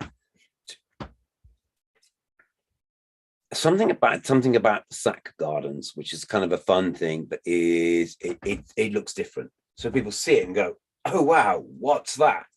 And that might be part of your design. Is I want to trigger people's interest. I want to do things in a way in which people go, "Oh goodness, I haven't seen that before," or "What's going on here?" Maybe that, that's, again, it's this demonstrate, educate, replicate. You're demonstrating techniques. I've never seen a bed like that or a growing system like that. And then there's the basis for your conversation. There's the basis for your interaction. So see how every element in your design furthers the overarching process. We're doing things in interesting ways because we want to engage people. The more interesting and experiment it is, the more we will excite people's curiosity. We want to do things that work, and we want to be strategic in how we go about it. Mulching. One of the rules in permaculture is we don't want to see bare soil. In nature, in a natural system, it's very rare that you would see the soil. It's always covered in plants, either living plants or maybe dead plants. Maybe in the dry season when things die back in our winter, We can protect the soils by putting dead plants onto the surface. We call it mulching. It's going to reduce evaporation. That organic matter is going to slowly break down, and it's going to be food for soil microbes. Look how we've excavated a swale here. So a strategy to trap rainwater, and we've built the ditch and a bank, but we want to protect that soil. So we're covering it with a layer of mulch. And in the process of doing it, we've inspired and involved this young person who's now experiencing this for the first time. And of course, once you explain what you're doing and why you're doing it, it makes sense. And it's a way of drawing in people to come and interact with you. So all of our techniques might look slightly different, but actually there's a common logic throughout it all. And I think this is how we build our projects.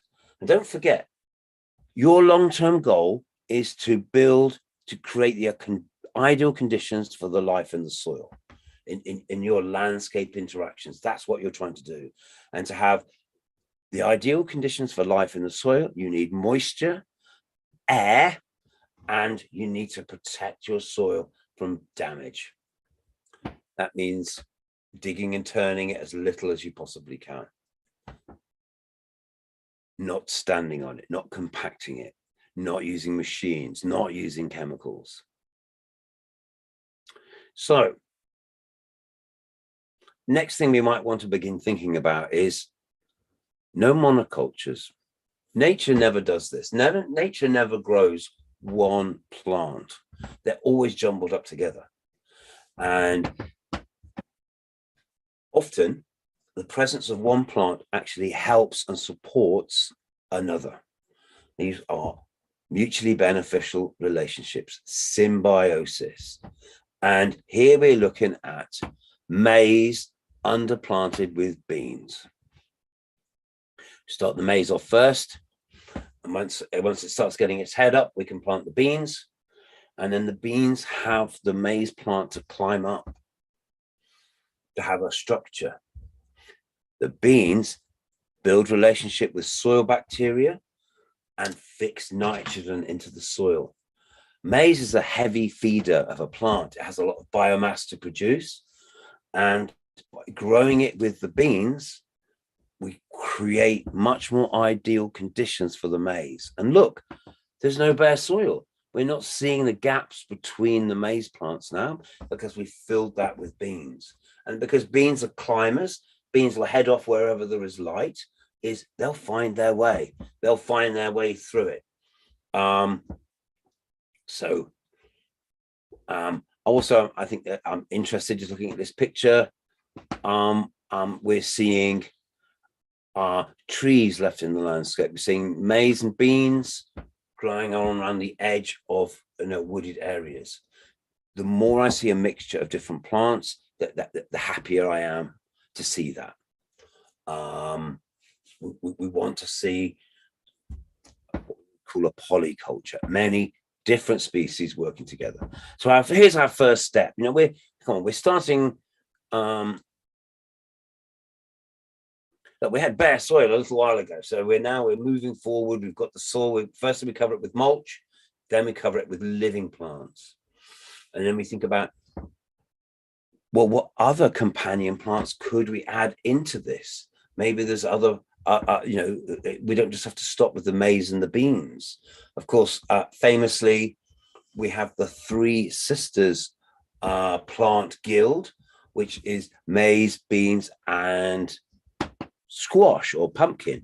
The beans can climb up the stalks of the maize, and the pumpkin can spread out and cover the ground and also find the light and protect the soil from the sun, protect the soil from drying out and being damaged by the sun. And especially as we go closer to the equator, as we go into the tropics, and that sun is ferocious. and it's very hot. We want to protect our soils as much as we can, and we can do that by learning how to combine plants together. And look, I'm trying to show this as a sequence to see how we're working with simple techniques, step by step by step, and learning as we do it, as we move forward into it.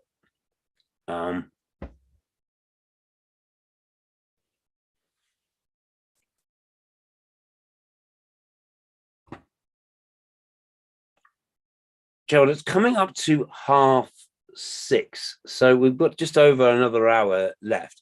Should we perhaps have a short break? Just give everybody 3 or 4 minutes to stretch your legs. And let's do eight minutes. So we're back Okay. at past. Okay, everyone, if you want to just take a Still, I think Stella is saying she's with Clovis. Oh, okay. Clovis is there. Hi, Stella. Hi, Clovis. Okay, we can do a bit of a stretch and be back at in exactly 8 minutes. That is 30 minutes past the hour. Okay, and then we'll come back for the final hour. Absolutely. See Thank you. you, Yes, Tim. Hi. Hey, Clovis, how are you? Yeah, I'm fine. Steve, how are you? Good. Yeah, we're good. Nice to hear from you this morning as well. Yeah, thanks. How are your studies progressing? Yeah, we are doing great, and we are looking forward to have the end examination. Yeah. This second week of May. Okay.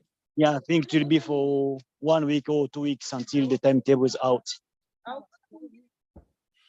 Well, good luck with that. And are you enjoying the course? Yes, I do. It looks really interesting. So, you know. Yeah. Andre, let me introduce our colleague here, Clovis. Yes. He's Hello? also coming from Congo originally. Okay. Mr. Clovis, how are you? I'm fine. Yes, I'm Andre Lutula I'm from Kakuma refugee camp, but I'm Congolese. This is Andre. You are in Kakuma. That is Kenya, right? Yes, Kenya. Yeah, but I'm Congolese by nationality. I'm Wow, from that Congo. is great. Eh? Yeah, Wow. nice to meet you, bro. Yeah, nice to meet you too. Yeah. Yeah. Maybe I can put my video on a bit. Sure. So, yeah, Andre wants to initiate a permaculture group there at Kakuma. And I think that's a very worthy project.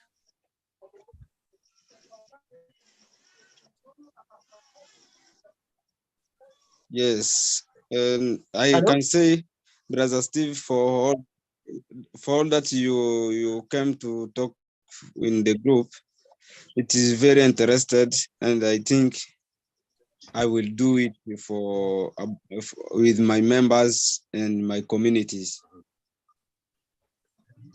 But I think what we need to do is to find ways which we can stay in contact with each other. And then, because very much in our academy, we want to be able to, to see the process that you go through and to learn from that and to allow other people to learn from that. That's our method. Yeah. So I think you can see me now.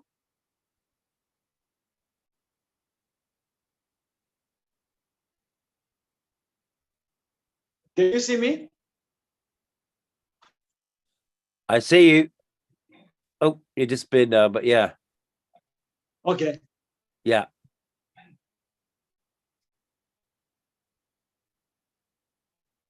Yeah, I would like to make sure that you can see me even if you are far away. Maybe the network. Yeah. Yes, Gerard, how are you? I can see Gerard. I've seen Stella as well. Yeah. Deborah. Yes, Clovis, how are you?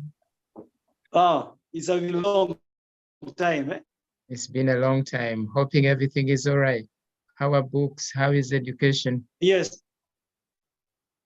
Yeah, we are pushing. We are pushing much joy. Good. Yeah, much joy, and then we're just progressing. Oh, brilliant.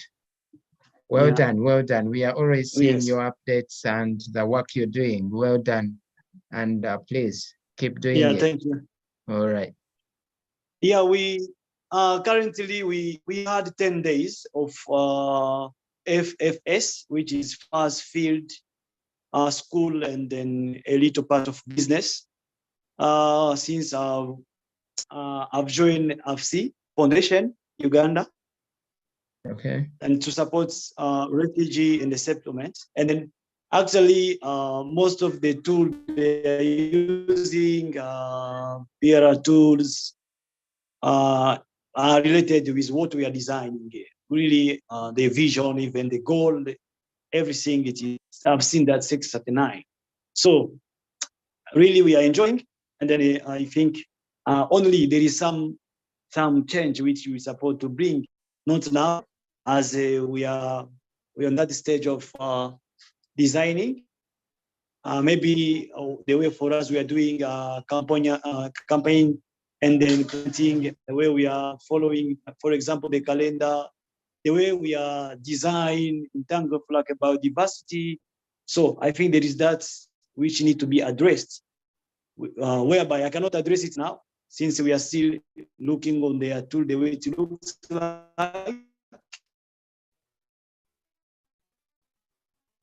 Then as we implement, then from there, so that we can reach on these results. This is the approach I think that you have to use, since it is a project which is, we have a lot of bureaucracy, and then we have to follow all the steps which are there involved, so that we can see how we can keep support each other hand in hand. But everything they're doing is just FC work. Thank you. Oh, thank you. Thank you, Clovis. Good to see that, you know, you're broadening your wings and you're, you know, spreading far and wide and impacting or, you know, creating change. Yeah. All right. Thank you. All right. We'll catch up. We'll catch up. Let's have a cup of tea and then, sure. Okay.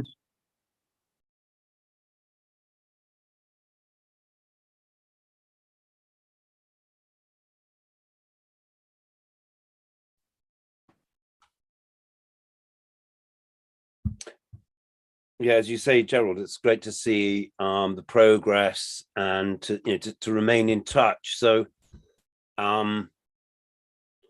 yes, nice greetings to Clovis. Thank you, Deborah and Stella. Yes, and from when we met in 2018, I think we met Clovis, and then to see that journey that he's been on. And I think this is what this is why we're creating our Academy of Permaculture, is so that we can, permaculture doesn't end, it begins with the PDC, and it's that journey that we're on that we want. I think we all want to, we can all learn from and be inspired from, but also we can share that with other people, so that, you know, we can create pathways forward for other people as well. There's so much kind of need for this. There's so much demand for this.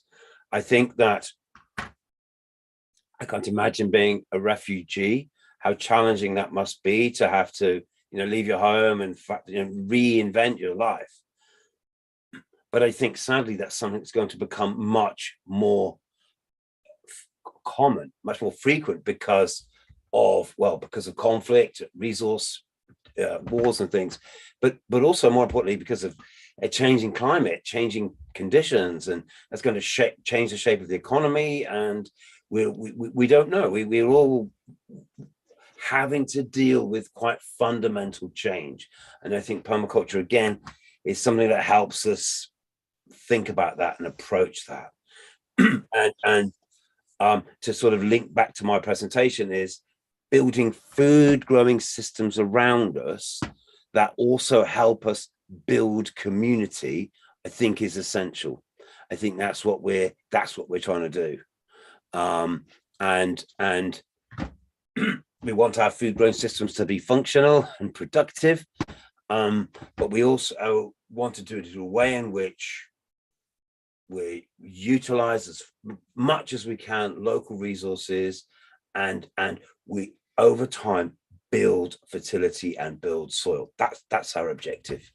So we begin to think about some of the stepping stones, how we might approach our growing. And we talked about companion planting, beneficial relationships between plants, plant guilds, and then the idea of, well, how many different species of plant could we fit together in a guild? And there's just a whole journey of exploration in front of us to find out the answers to these questions. And of course, for each one of us, we might come up with a slightly different answer. And then again, that is the sort of diversity of experience that we want to capture and share and learn from in our Academy of Permaculture. So as we start in growing perhaps some annual plants and vegetables, things that are going to give us quite a quick return, let's also start looking around and see what other plants are out there that we can start saving seed from and propagating and promoting those plants which we know are going to be useful for us. Now, when we see plants like this, of this family, they have often this kind of leaf patterning, and they also quite often have seed pods that look a bit like peas and beans. And this we're looking at, even without knowing the name of the plant or anything about it, I can look at that plant and I can say, that is a leguminous tree. That is a plant that has the ability to fix nitrogen in the soil. That this plant, even if I can't eat it, even if I can't use it, I'm going to grow it because it's going to build the fertility in my soil. There are versions of these. You'll see these leaf shape, and also you can learn to see the flowers. And these seed pods are always the same. There's a certain pattern you can recognize, and you will see plants from this family, the acacia family, mimosa family, growing around you, and you can take those seeds and propagate them. Or if you are out visiting somewhere, or again, this might be ways which we can support each other, is by collecting seeds and saving them and swapping them and making them available. And actually, this family of trees, this is the Lucina family, it fixes nitrogen. It grows very, very quickly. We can harvest it repeatedly and it will regrow if we create the right conditions. These leaves and seeds, they have multiple uses. They can be fed to animals, they can be fed to chickens. We can use them for mulching. As soon as we're in production, as soon as we start our growing systems going, we're going to create materials which we can use to extend and build the system, which is, we say, chop and drop. Look, if that tree's starting to shade out the plants that your food plants, you could pull those leaves off, throw them on the ground as mulch. You can grow the materials you need where you're going to use them, and then continuously interact with that plant to promote and develop your growing system. We've mentioned Caliandra. There's other plants we can use for living fences as well. So let's think about, into our growing system, we want to build diversity. We want lots of different species, and those species could be doing different functions for us. So this living fence here is feeding the soil microbes. It's creating biomass. We can pick at it and use it for mulching, for building and extending our growing systems. So think about every element that we bring into our system can also contribute to the overall health of the system and give us the resources to extend it. So that's why I'm saying start small. Conserve every little bit of organic matter that you grow, because you're going to need it. to mulch your soils, to start off your compost heaps, to set in motion the processes that we want to have. And we're not going to just focus on the food plants. We're going to understand that we're growing other kinds of plants for other kinds of reasons, and that they all in some way are mutually beneficial. They support the long-term success of the system that we're building. And by having a sense, we've done our sector planning, we know where our pathways, our access points, we thought about wildlife, we thought about stray farm animals. We can now create pathways through our landscape that channel people or channel animals away from where, where they can't cause any damage, and and we can even provide them with food and things to encourage them on their way as they're grazing. So we strategically adding elements that support our functions, and each one of these elements has in itself multiple functions. I put in just this extra slide to make the point: plants with multiple uses. Remember, we did a presentation about the moringa tree, Moringa oleifera. It has so many uses. Did I do the next slide? I can't remember. No. It has so many uses. Its leaves are packed full of protein. It has medicinal uses. You can use the timber. You can use the seed pods. The seeds, it very rapidly reaches a stage where you can then propagate from your original trees. Remember, it is another nitrogen fixing plant. And also remember that we actually saw in one of the slides examples of them using moringa as a green manure, literally sowing it as an annual crop and then digging it back in before it actually reaches the tree step. So growing plants that build soil, finding elements that help us extend the system and actually have high value uses. You can collect and dry the leaves of moringa. You can add them into your own food to extend your nutrition, or you could bring them into the food of your animals, and the quality of the meat, the quality of the milk will go up because the nutrition of the moringa tree boosts the nutrition of the animal. So it's a plant that builds soil, provides shade, provides refuge, supports wildlife, but feeds you and gives you high value yields. Okay, let's think about how we could not create a monoculture of any of these things, but we're going to weave these elements together in a way in which it supports these long-term functions that we have in mind. We've talked about swales, we've talked about water catchment, about a whole range of strategies that we might have to hold rainwater on your land, to get it to soak into the soil where you want it to go. If we've encouraged water to soak in a particular place, then we're going to create a microclimate. Look, here we can imagine how the water might fill the swale and then slowly ooze its way into the ground. So now we've created slightly different conditions on the lower slope.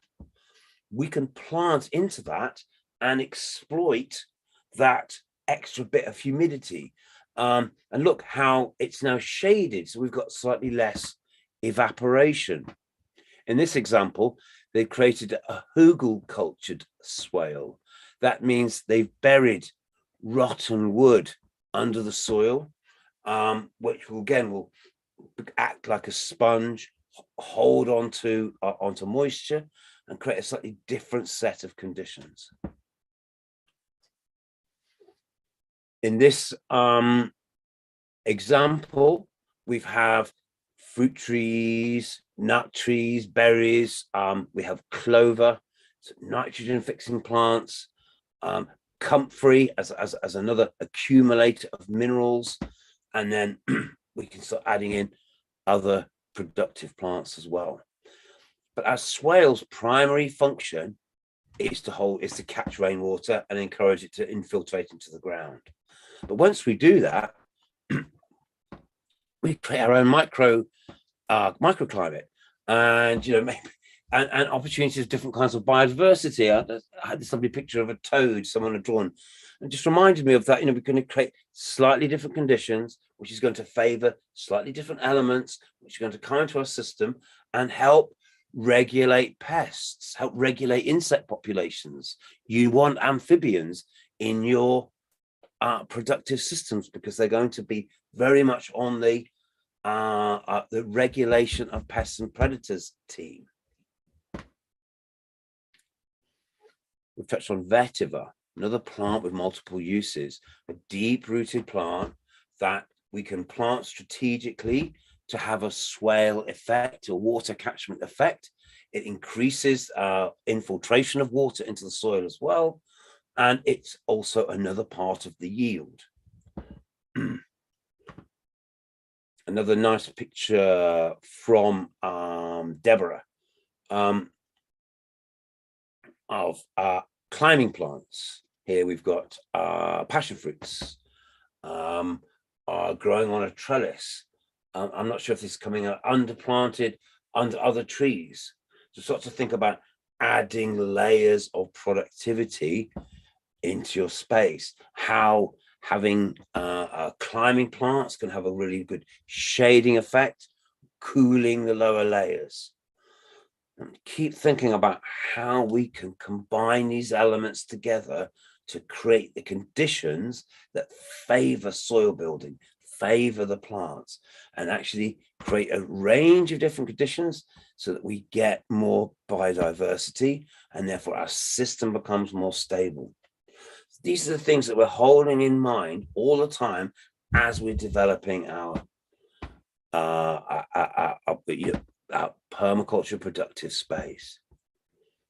It's another picture. I think it's from Ramadan Mutebi, and I think this is again breaking up blocks of crops with diversity corridors.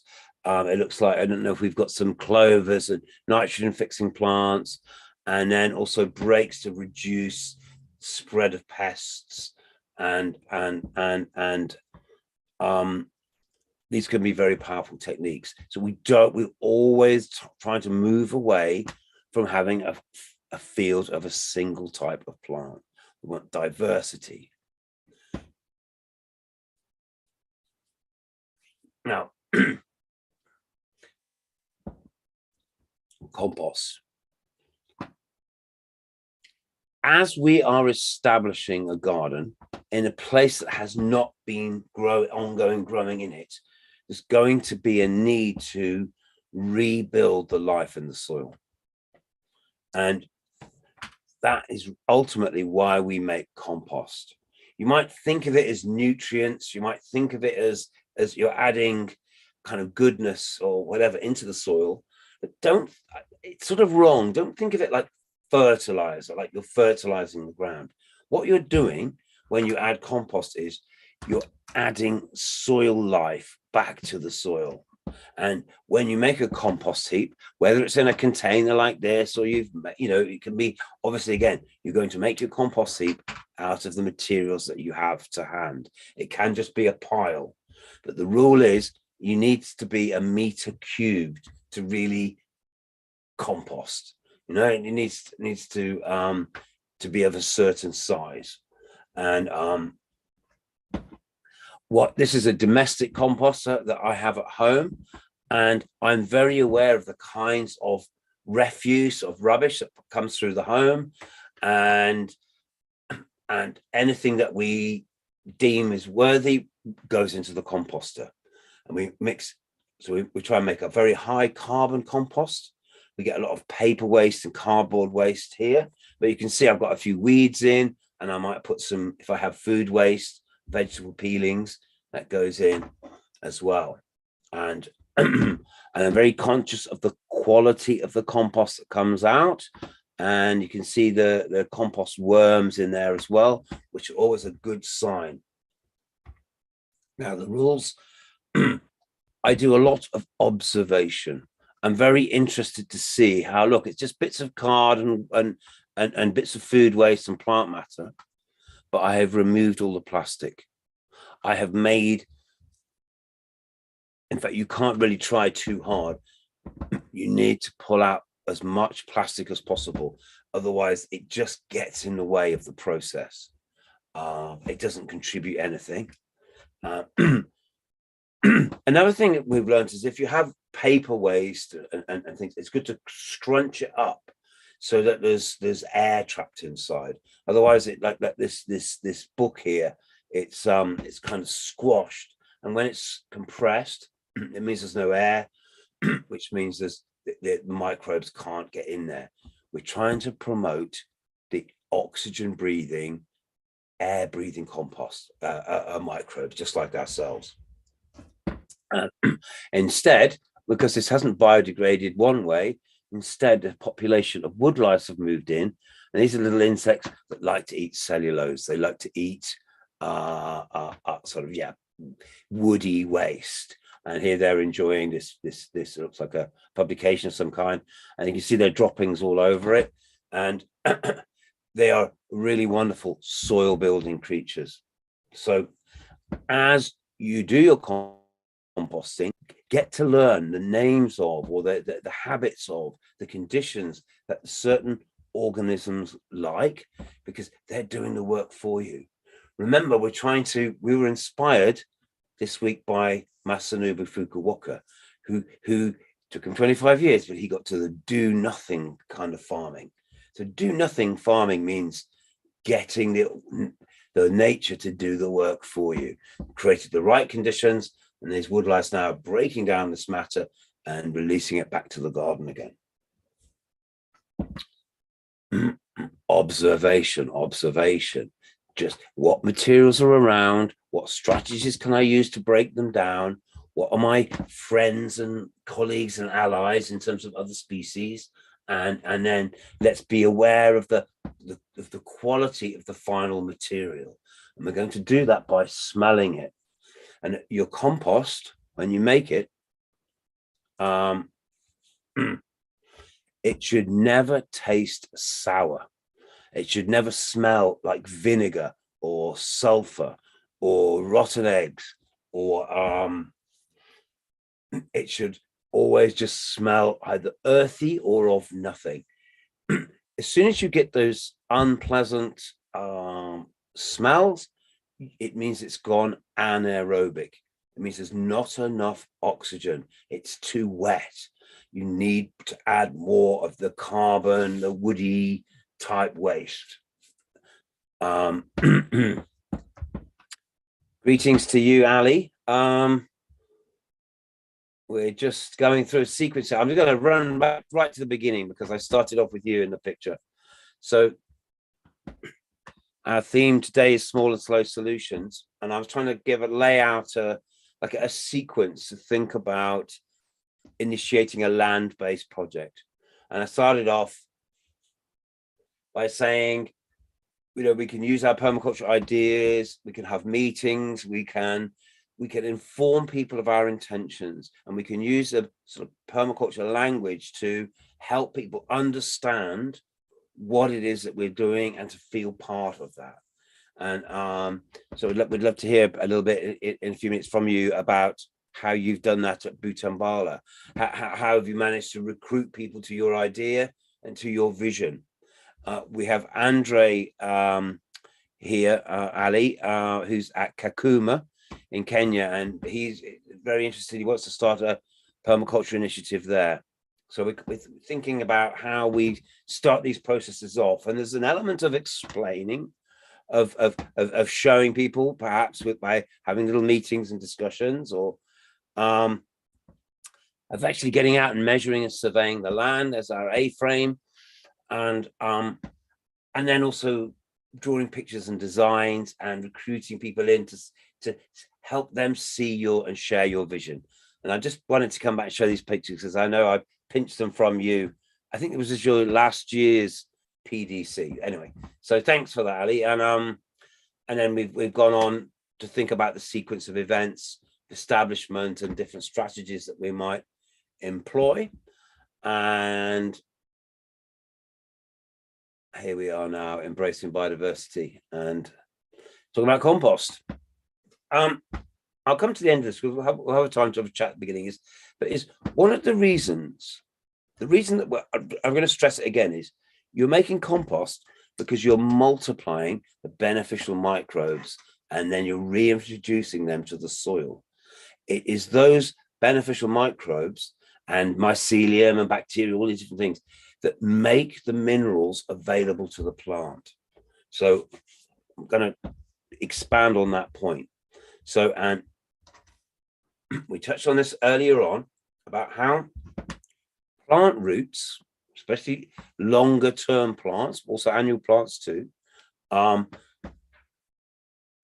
offer up points for fungi to latch onto their roots. And in fact, the fungi, the mycorrhizal fungi, expand the surface area of the plant's roots by many thousands of times. They connect plants together and they allow them to communicate with each other. But more importantly, the plant also pushes out nutrients, sugars into the soil, which feed fungi and then these other beneficial organisms. And in return for the sugars the trees putting out, these microbes make minerals available to the plants. So the actual process of fertility, the process of exchange of minerals in the soil is facilitated by bacteria and fungi and the things that predate on that. Okay. And that is what fertility is. It's the interaction between all these little things. It's not a fertilizer. And remember what Fukuoka said in that quote I had at the beginning, which was that the reason we think we need all these techniques is because we've damaged the land. It's because the harmony, the balance of that land has been damaged by our interactions. And actually, as permaculturalists, we're trying to restore that balance to the land. So the amount of work that we need to do goes constantly down because the system is becoming more and more able to look after itself. And that's why Fukuoka says, you know, ultimately, eventually, you don't need to make compost. You don't need to prune the trees. Everything starts to find its own harmony.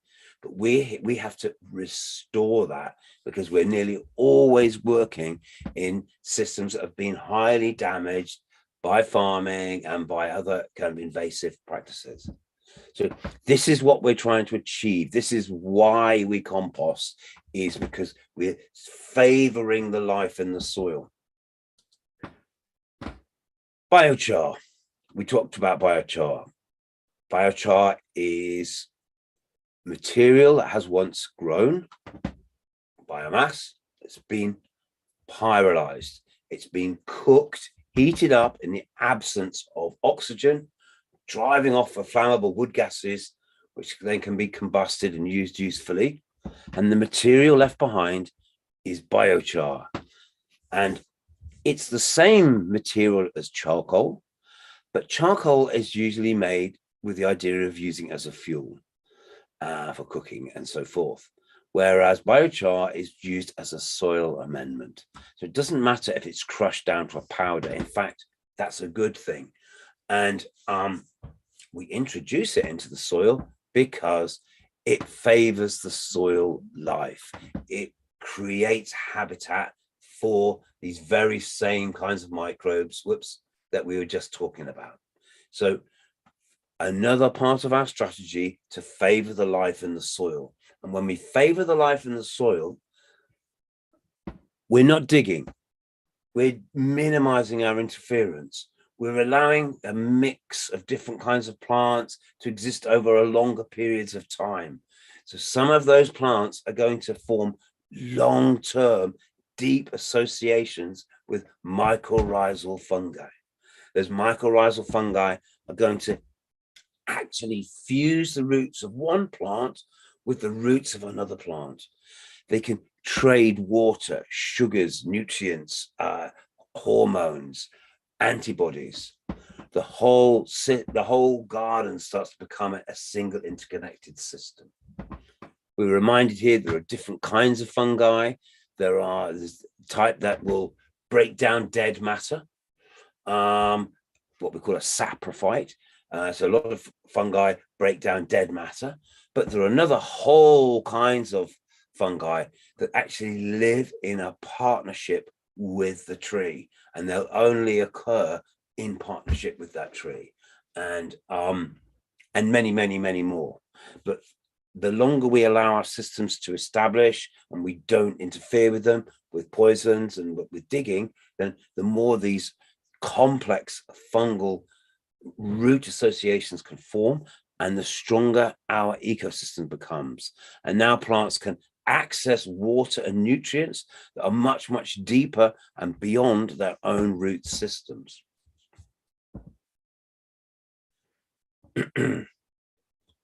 This is the slides we had a little look at last week from Tess Fahun in Ethiopia. And he's talking about his syntropic agroforestry. And what he's done is he's come to, this is a monoculture of moringa trees. And he's now coming back and he's adding the diversity. He's shaped the size of the ground. We talked about here, they were composting donkey droppings and grasses. They've had wood ash, they had mulch, and had a series of techniques. They did chop and drop off the trees themselves. A whole series of strategies to cover and protect the soil and to favor the conditions that feature the soil biota, the life in the soil. And in doing that, the whole system becomes stronger. These are our lessons. And remember when we had this diagram in an earlier session where Bill Mollison encouraged us to think about the many interconnections between elements in a living system. And we were reminded how each one of these elements in some ways contributes to the overall health of the system. So that's what it's starting to look like. This is what we're trying to do, is to rebuild those connections. So again, another thought about guilds, stacking plants together, how that might work. And all of which is about, all of this diversity and valuing these different elements is about ultimately integrated pest management. And again, in the Fukuoka book, he talks about how he doesn't have pests. In fact, he has a predomination of predators on his land, of the predator species. These greenfly, these sap-sucking aphids will always gravitate towards the weaker plants. And there are other insects that just love to eat them. So what we want to do is, rather than seeing that, oh, that pest attack is telling us we've got weak plants and that we also don't have enough predator species. That's the feedback. It's not saying, oh, greenfly by poison. It's saying, oh, your plants are not very strong. They're susceptible to pest attack and you don't have enough predator species. What kinds of other insects or birds, whatever, eat aphids? That's our question. Part of the IPM process as well is know your enemy, understand how they work. And there's a very interesting thing about, so these are homopterans, sap-sucking aphids. So they're young babies, obviously, and the nymphs are laid, the eggs are laid on the plant, and then they'll start to suck the sap of the plant. An interesting thing that we learned from studying and trying to get to know our potential pest species is that they can't handle the sugar. It's too much for them. And they have this strange gut, which is folded back on itself. So I think the food comes in and goes round and goes wiggly, wiggly, wiggly, and then goes out and passes out of the aphid. And you can see here, this mid gut section, it filters, it it feeds back on itself. So what happens is the insect cannot digest all that sugar. It swallows the sap, and then the sugar immediately passes out and leaves the insect, whereas the non-sappy, the non-sugars are then fully digested. So even this annoying pest actually has to protect itself from the sap of the plant. And the healthier the plant is, the more dense the sap is, and it becomes harder and harder for the insect to actually digest it. And once your plant is healthy to the point that its sap is more condensed, more nutrient dense, it will kill the insect. And this is the lesson that we're learning, is pests do not attack healthy plants. And to have healthy plants, we need a healthy soil. And to have a healthy soil, we need to energize the soil microbiome. We need to get all those little insects and we need to energize the whole of the soil food web. This is our learning.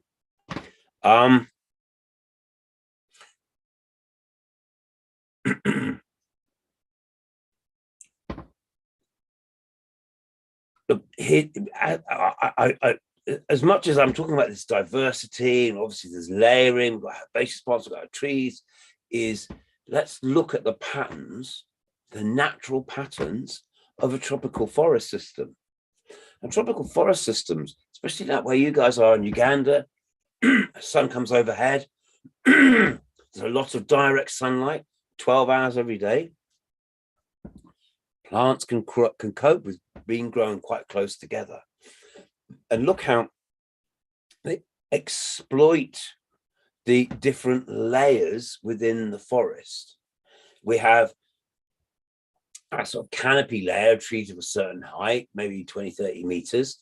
But then there's always those other ones that just pop out the top. So we have an emergent layer. And then there's an understory layer that the trees will happily sit under the canopy. And then there's a whole bunch of other stuff that happens on the forest floor.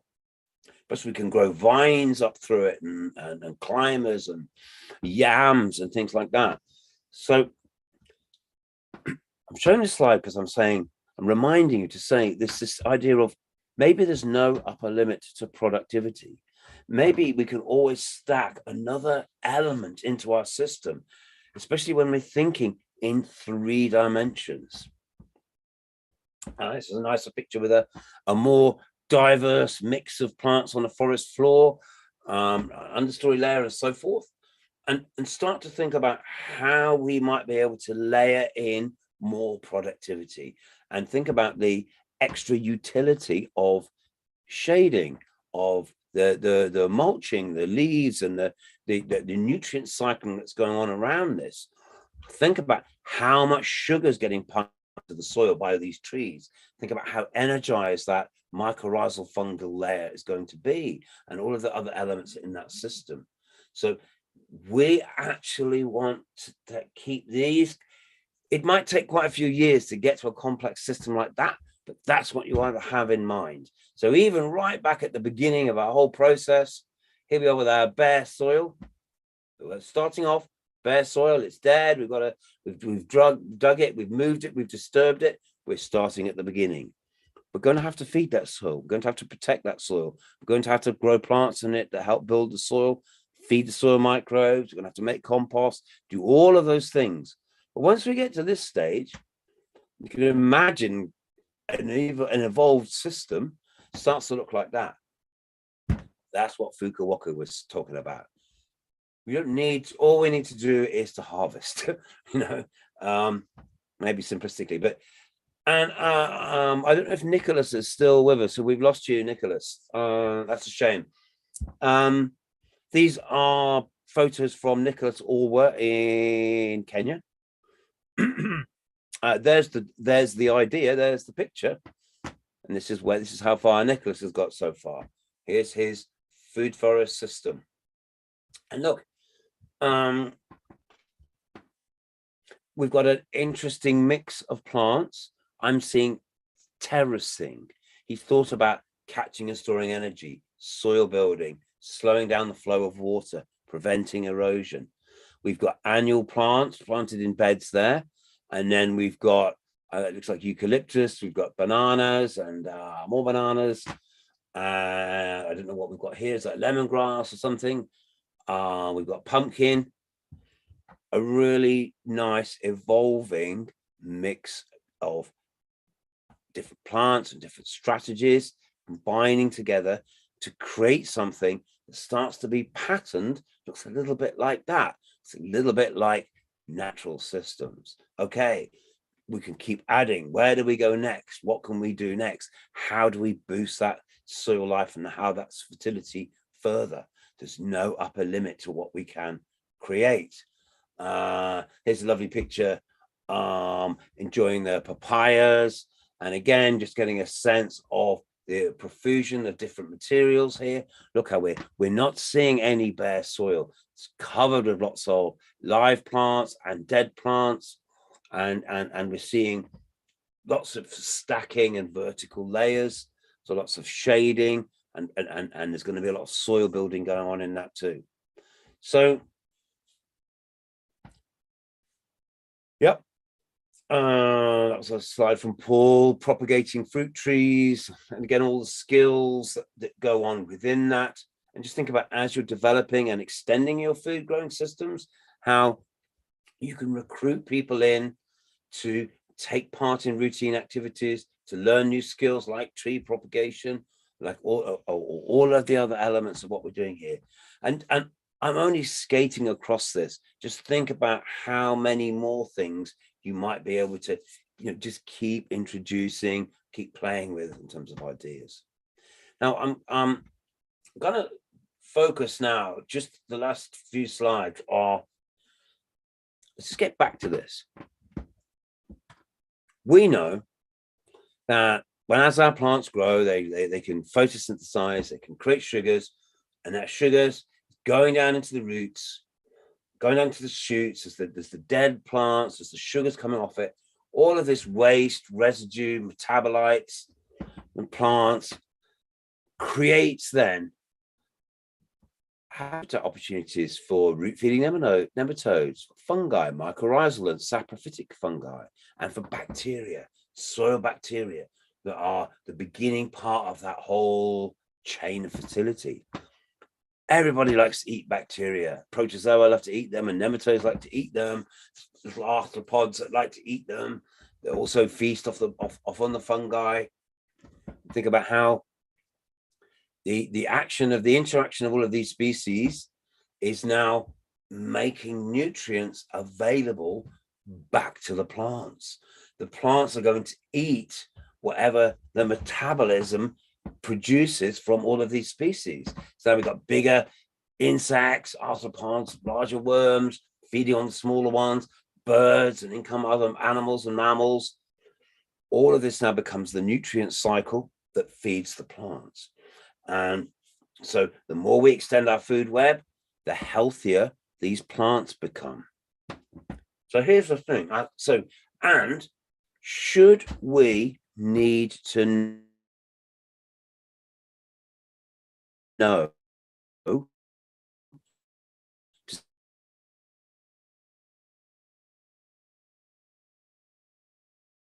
to get them to look at doing right thing? Oh yeah.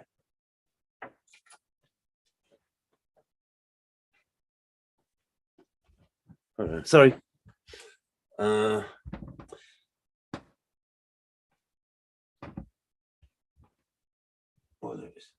The interaction between all of these things is that's your fertility. You're looking at it. And if you've got a microscope, you can literally see it. This is soil bacteria and other strange organisms which we can become familiar with if you want to. And the one way to know you've got really healthy soil is you literally look at it, and you can see what's there and see how the presence of these organisms is showing you Yeah, there you go. That's your fertility. You can see it. Now, you might not have a big microscope and the skill to use it. But what I'm going to introduce to you is this tool, and it is a refractometer. And I have shown, some of you might have seen it. It's a very, very simple tool, which if we are growing healthy plants, what this does is allows us to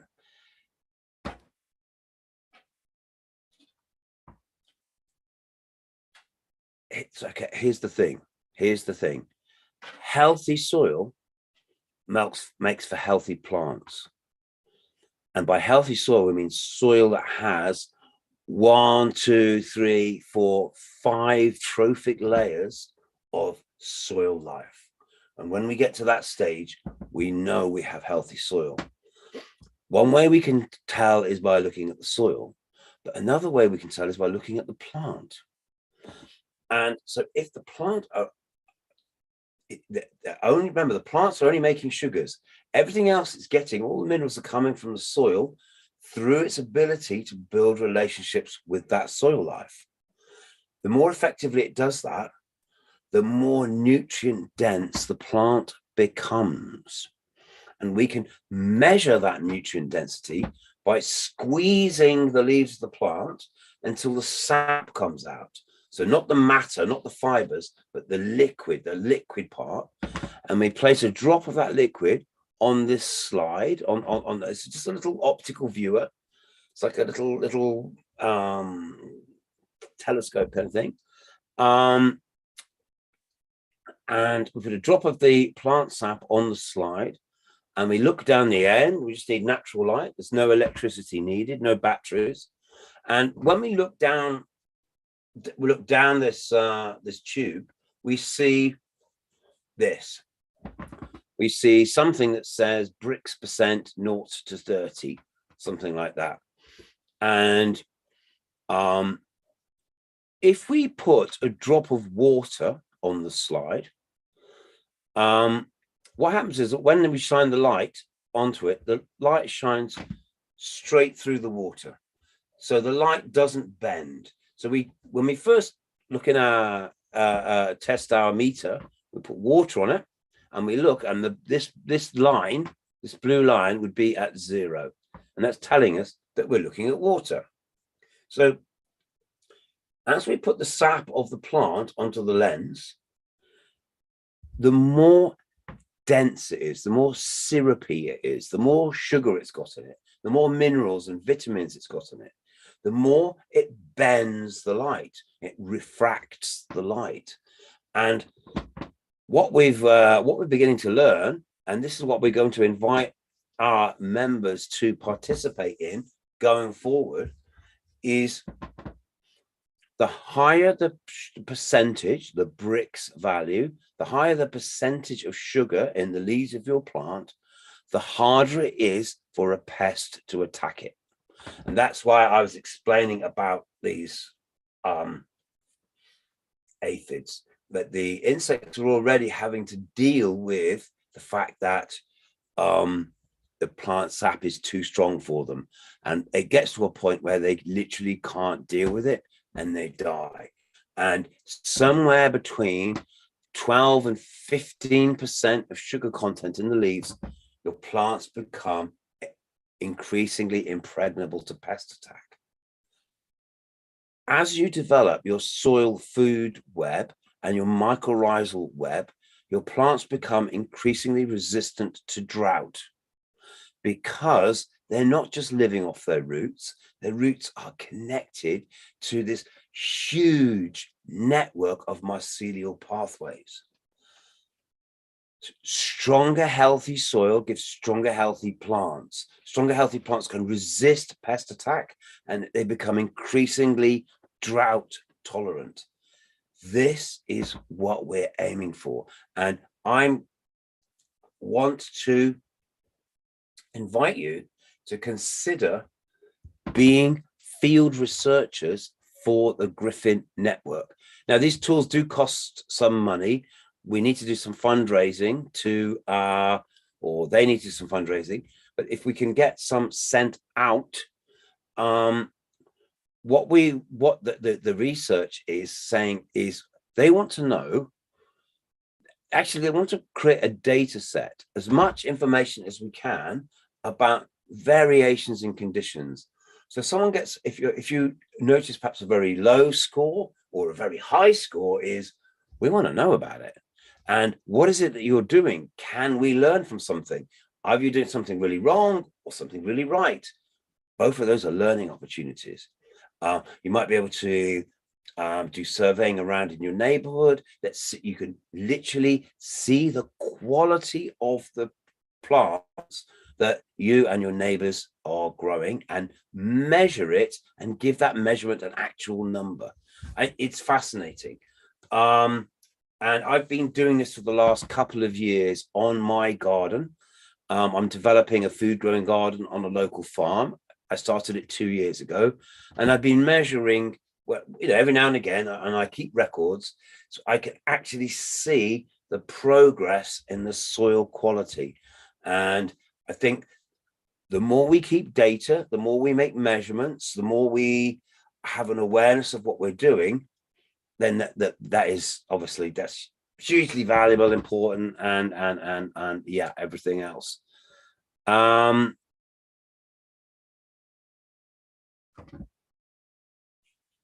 There we go.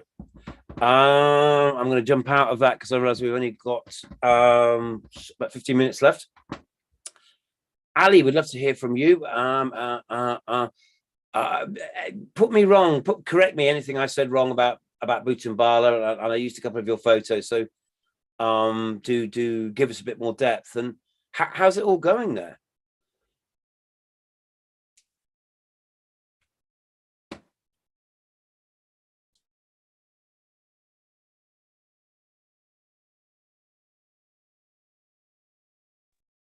Is Ali there?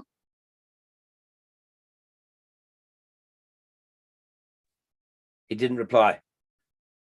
Let's hear from you.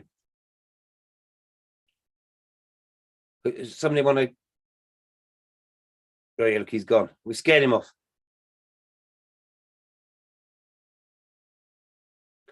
Any closing thoughts from the floor?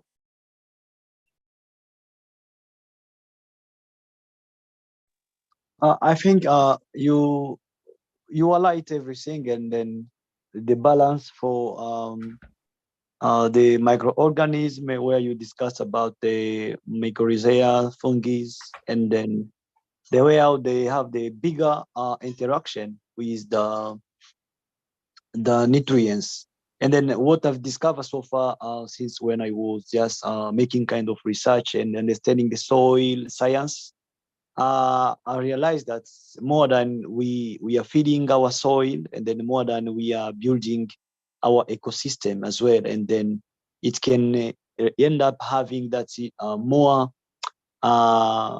the strength, or can call it the capability to sustain even when the dry season or even the climate change keep just happening in different region. Compare to where we went in the Nakachuniment, that is the Karamoja. Karamoja, it is very dried, and then I remember when I tried to check on the plant, the what have been on time, and I've realized that the soil is quite dried. And then on that project, what was just needed, it is just regenerative. And then looking forward to have the agroforestry system, and then we see how we can now interact or to have the introduction of predators. You talked about interaction of pests management. And then I've realized that also that is a key element when we are looking forward to build our ecosystem on that standard. Thank you, Steve, for more highlight you made, and I think everything was really really, it was really a good discussion, and then the presentation was really, I will say it was clear on my side, and then I've learned a lot again. Thank you so much. Only my request will be on side of the refractometer, the one we used in Kumi. I remember you came with one. Yes. There is that possibility to share or to have on each, I would say, site, or each trainer to have one to support on the angle where we ask that we can keep also making some research and then see how we are keeping building on our nutrients of our crops. Yes. Thank you so much. Thank you, Clovis.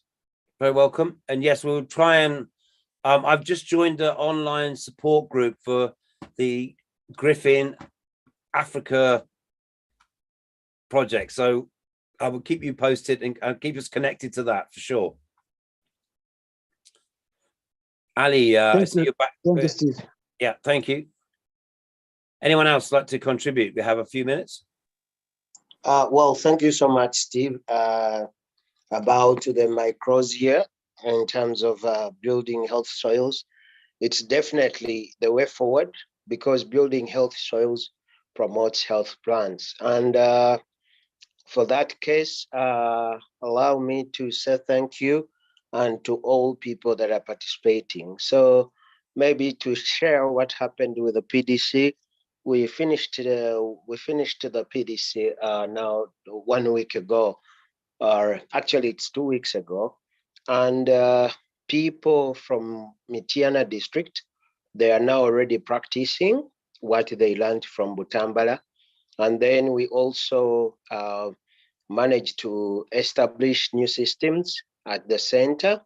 And one of the key systems is now growing food from a controlled soil, because we are realizing that the soil there in Butambala is ready clay soil, and we are trying our best to ensure that we really amend it by use of biochar. So biochar is one of the powerful methods.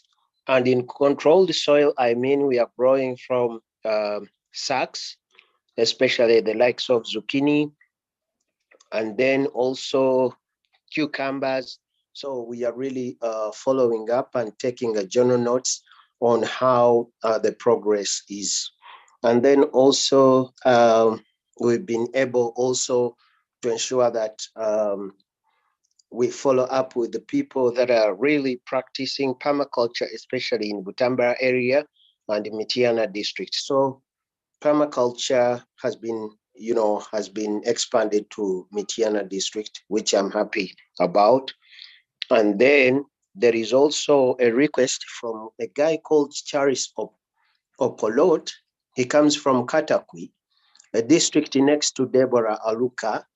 He is also keen about learning and understanding about permaculture. So I made a reference to Deborah so that she could try to engage him, since it's her home district. So, and then also another update is that during this holiday, we are starting Children Permaculture Holiday Program, which will run for 22 days, especially those children from vulnerable families before they go back to school. So let's look forward to that as we also try to engage young people, especially children around 11 to 15 years. We shall be educating them about permaculture 3 hours a day, and then also to see that at least by the time they go back to school, they have acquired some special skills about gardening and reconnecting with nature. So I believe that soil health is very important, and thank you so much, Steve, for that. Let's link up about the refractometer, as my colleague has just said, Clovis, because we really need it in Uganda so that we could really test the progress of the food nutrition, and then also ensure that we really produce and promote good health food. So thank you so much, Steve. That's all I have to share with the team, and big up, much love, and all the best. Thank you very much. Thank you, Ali. Wonderful to hear from you.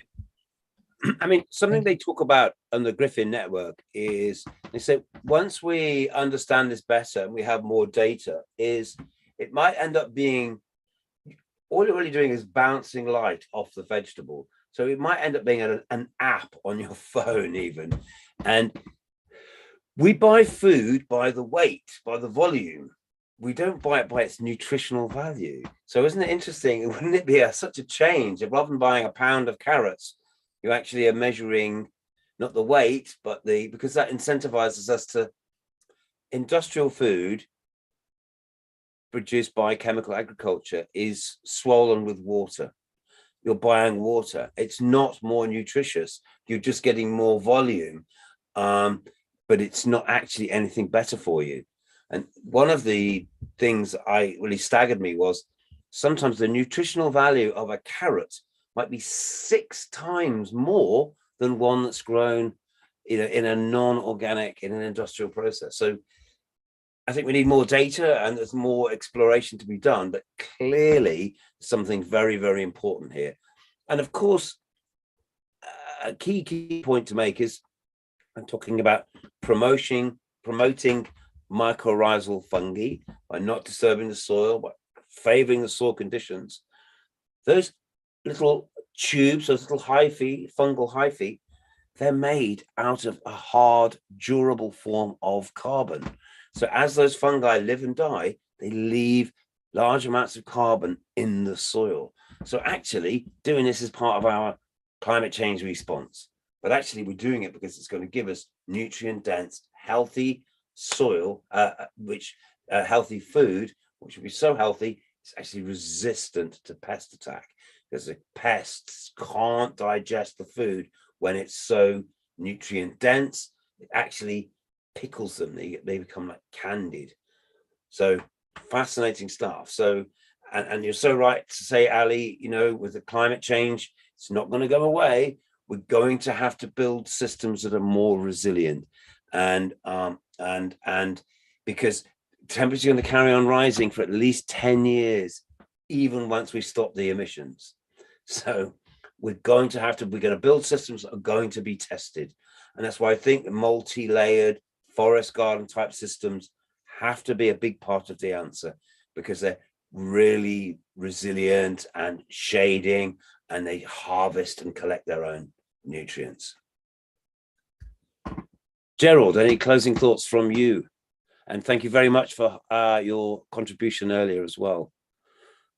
You're welcome, Steve. And it's always, good to hear from the team and, the developments around what is transpiring.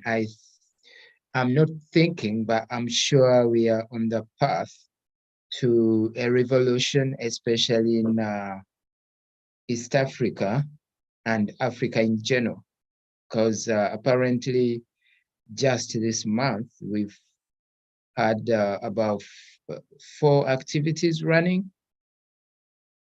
So PDCs and trainings. And then also it's good to see that we are also now progressing into the capacity building and research aspect of our work.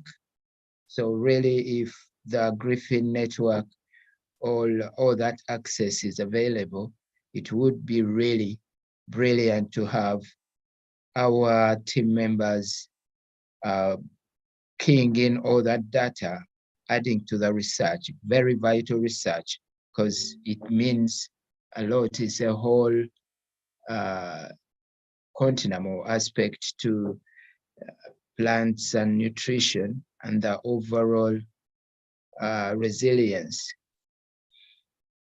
So it's always good to have these sessions, and yes, to get to hear from the team. Over to you, Steve, for the closing bit. Okay. Yeah, thank you, Gerald. We've entered our 3rd term. We want to really challenge all of our learners and participants, whether you're seeing this live or whether you're catching up on YouTube or later, we need your feedback. we want to hear your stories. How are you applying permaculture in your context? What are your design ideas? What do you have a design challenge? Do you have an objective in mind? That's what we want to hear about. And yes, so I thank everybody for your attention and for taking part again in this week's session. And we'll look forward to seeing you all again next week for number, what are we, 18? Yeah, we're getting there. 7 more to go. But say I'm looking more and more for questions, or we can get into a bit more detail of some areas, but think carefully about how we use this time.